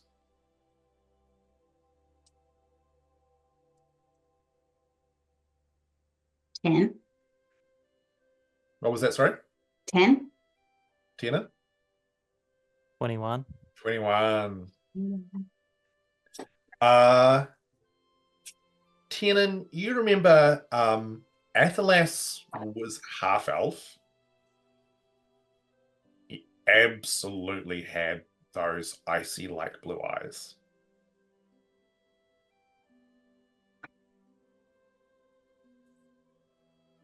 Did B say human though? B did, yeah. Yeah. Bit odd though, because Athalas was half elf but had the same striking blue eyes. Maybe she only just saw him or made a mistake. It seems odd. Surely two people won't have the exact same characteristic. Certainly someone who would be interested in our group. Can you see them? Like without making it obvious that we're looking over there? Yeah, he didn't hear that second bit. He's already looking, obviously. Make a perception check, Tiernan. And it also gesture for Blinky. Mm-hmm. He got a 3. Mm-hmm. And Blinky got I think a 5. Okay. Blinky doesn't get a 5. Blinky floats up to have a look, and this massive, massive hand reaches across and grabs him. And this voice beside you, Tiernan, goes, "Oh, you, Tiernan." I wouldn't touch him if I was you. He can give you a bit of a... and cast Shocking Grasp through Blinky. Okay, make a spell attack roll with advantage. Good. 18. All gonna be fun. 18. Okay, roll damage. Well, had fun in this bar, but I guess. Would Rowan cast counterspell about now? No. Nice try. Kate, if you're out there. All right. 13. 13. Okay.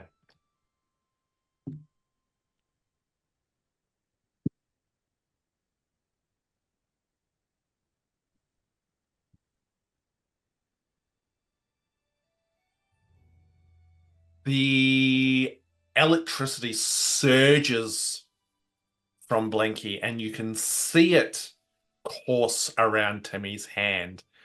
And the next thing is you can smell it as all of you just get that burning flesh fills your nose. Timmy just lets out a and 100% pulls back and throws Blinky as hard as his huge muscled hands can. And Tiernan, you watch Blinky almost in slow motion across the room and hit the wall. And that's where we're going to live. Yeah. That is where we're going to end tonight. I knew you were going to do that, you horrible, horrible, beautiful DM. Wow. Wow. That escalated no. quickly. So Oh. 6-drink Tiernan makes just as bad decisions as 5-drink Tiernan does. Yeah, it'll be interesting to see what happens next session. Hey, I can tell you from personal experience, you can make poor decisions and still achieve good outcomes. It's fine. Okay. Is that Promethean or Delgrim advice? Wow. Seeing right into my soul. Both. You're right. That is absolutely both. Motherfucker. All right. Hey. Favorite moments. Let's just take a moment. Whilst everyone takes a moment to gather their thoughts, I would like to just do a shout out to Saz. Saz is our producer. She sits in the background. She does all of the stuff which makes the things work. She's the driving force behind making all of the beautiful artifacts that show up on Twitch. She makes sure that all of the cats are kind of roughly pointed in the same direction. Without Saz, absolutely none of this would even come close to happening. I would be sitting in a room by myself, rolling dice, and probably like not with anybody else going, what are you doing now? I'm going, I'm going to do this. And possibly seem like some kind of idiot. So, Saz, as I said at the beginning, we love and absolutely adore you. And you are a 100% critical part of this. So thank you so much. Yeah. With that, favorite parts, favorite moments. I'm very proud of the party as a whole for like going into investigation mode and not messing that up. It's like there's a bunch of people that we can talk to. Let's all individually do that, and we did it. And we got information from those people, and it made me really happy on the inside. Thought we all did real good there. It was Good job, awesome. gang. It was awesome. I'm gonna go next because I'm gonna just freight train my way in. Fucking Miera's bullshit. Fucking Miera's bullshit. Just there is something that is kind of perfect about Cass playing a character with a really high like persuasion and deception. Just the bullshit that dribbles from your lips, Cass, that you then get away with is outstanding, and I love every single fucking second of it. It's the absolute best. Thank you. I quite enjoy it actually. Because I mean, I can't get away with it in real life, so why not here? Look, this is why we play makeup games. So abs-fucking-lutely. So I can lie, cheat, and steal my way to success. Yeah, correct. Also, I will shout out also to Pro for fucking smashing into that table of people, and not 100% starting a massive bar fight. Those rolls on that performance check. Fuck yeah. Yeah. What? He's your tiny dancer. What did you expect? No, you're right. Okay. Delgrim Ruin the Travolta. moment. You mean Delgrim Travolta? Yeah. No. God. No. You can tell by the way I use my walk. That was woman's cloth. No time to talk. No. Oh my God. No. No time to talk. Can we Words do our overrated. least favorite part? Because it's Yeah. this. Yeah. My least favorite part. Yeah. Okay. Quick. Someone else talk about their favorite part so we can move. Mira's past. blessing of the stick. Can we just like I have was- that It framed? was so good. Blessing of the stick upon you. That was golden. That was amazing. I'm gonna jump in again because I'm being super fucking selfish. John, I absolutely fucking love the fact that you commit to batshit crazy Tiernan drunk stuff by shocking grasping the troll.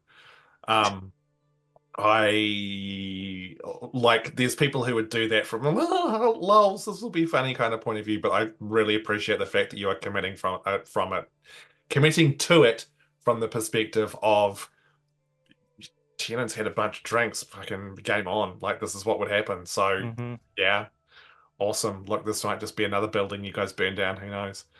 Well, it'll be I interesting to beg see your what pardon? happens. Hey, we didn't cause that last building to burst into Wow. flames. Didn't you though? No. No, Didn't you though? No. no. I think you It's might a have. tragic accident. I think you might have. Yeah, We failed as a team. Oh wait, do you mean the one that he set fire to?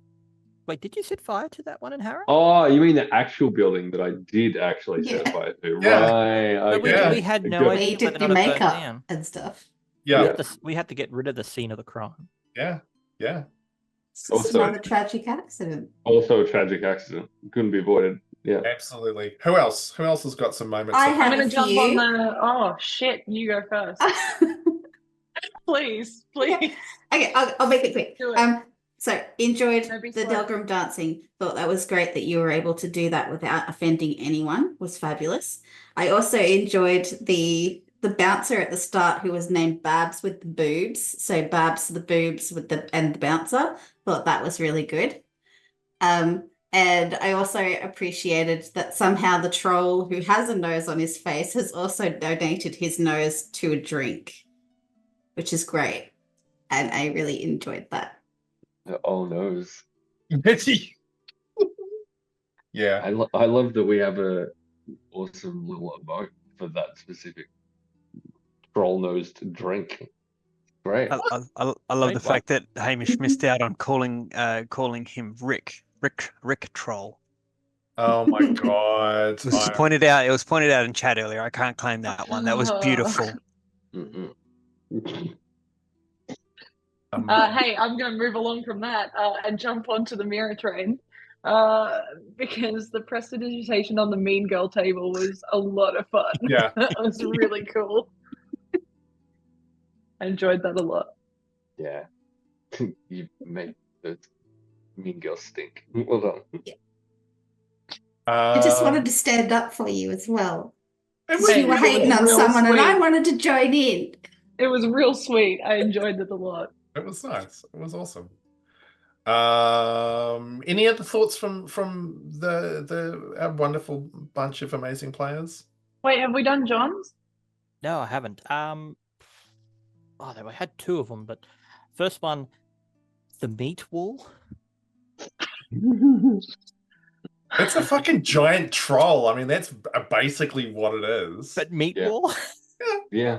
But the fact that and I know this from a GM point of view, but the fact you make all those drinks up, there was not Yeah. just the oh no's, there was a whole bunch of them, like the Divine Calamity, Yeah. and the Lulz one I got the tears. lose tears. Yeah. I was expecting have- it to be a red, not a dry white. I might add. I have way too much fun making up that shit. But yeah, that's good. But every time I see that, I just have to go for it. So the fact that Tiernan is a terrible drunk just seems to. Oh no, Hamish has Combined made so it. well. Hamish has made another drink. Guess we're Yep. gonna have to drink it. Yeah. Yeah. Yeah. Oh, cool. I hope that by doing that kind of thing, it makes places feel more like a place. It's like I'm not just getting like a thing of ale. It's just like, oh, it's this thing and it's that, and there's a little bit of extra flavor to it. It's the garnish on top of the whatever. The wall of meat. Yeah, the wall of meat known as Wow. Timmy. Timmy the troll. I like Timmy. I feel like Timmy's going to join a very an exclusive fan club like Larry and a few others. The NPCs that we've seen. The Had- difference is if like he remains alive because Yeah. like, we're about to fight and Tiernan I know. hasn't ruined it. yeah. Well done, buddy. Well, technically, if Tiernan, not Tiernan, Timmy hasn't ruined Blinky. Well, I mean, that's on you. Well, no. No one tried to stop Tiernan from drinking, did they? It's a group. I don't know you well enough, dude. I can't stop you yet. Amazing. Do we have anything from the audience at home who has so lovingly joined us on our little trip here? Just as an ad break fucking We starts. have Fuck we you, have an ad Twitch. break. Thank you, terrible. Yeah. Let's just sit quietly while the ad break finishes. No, you. Just save it for when they come back.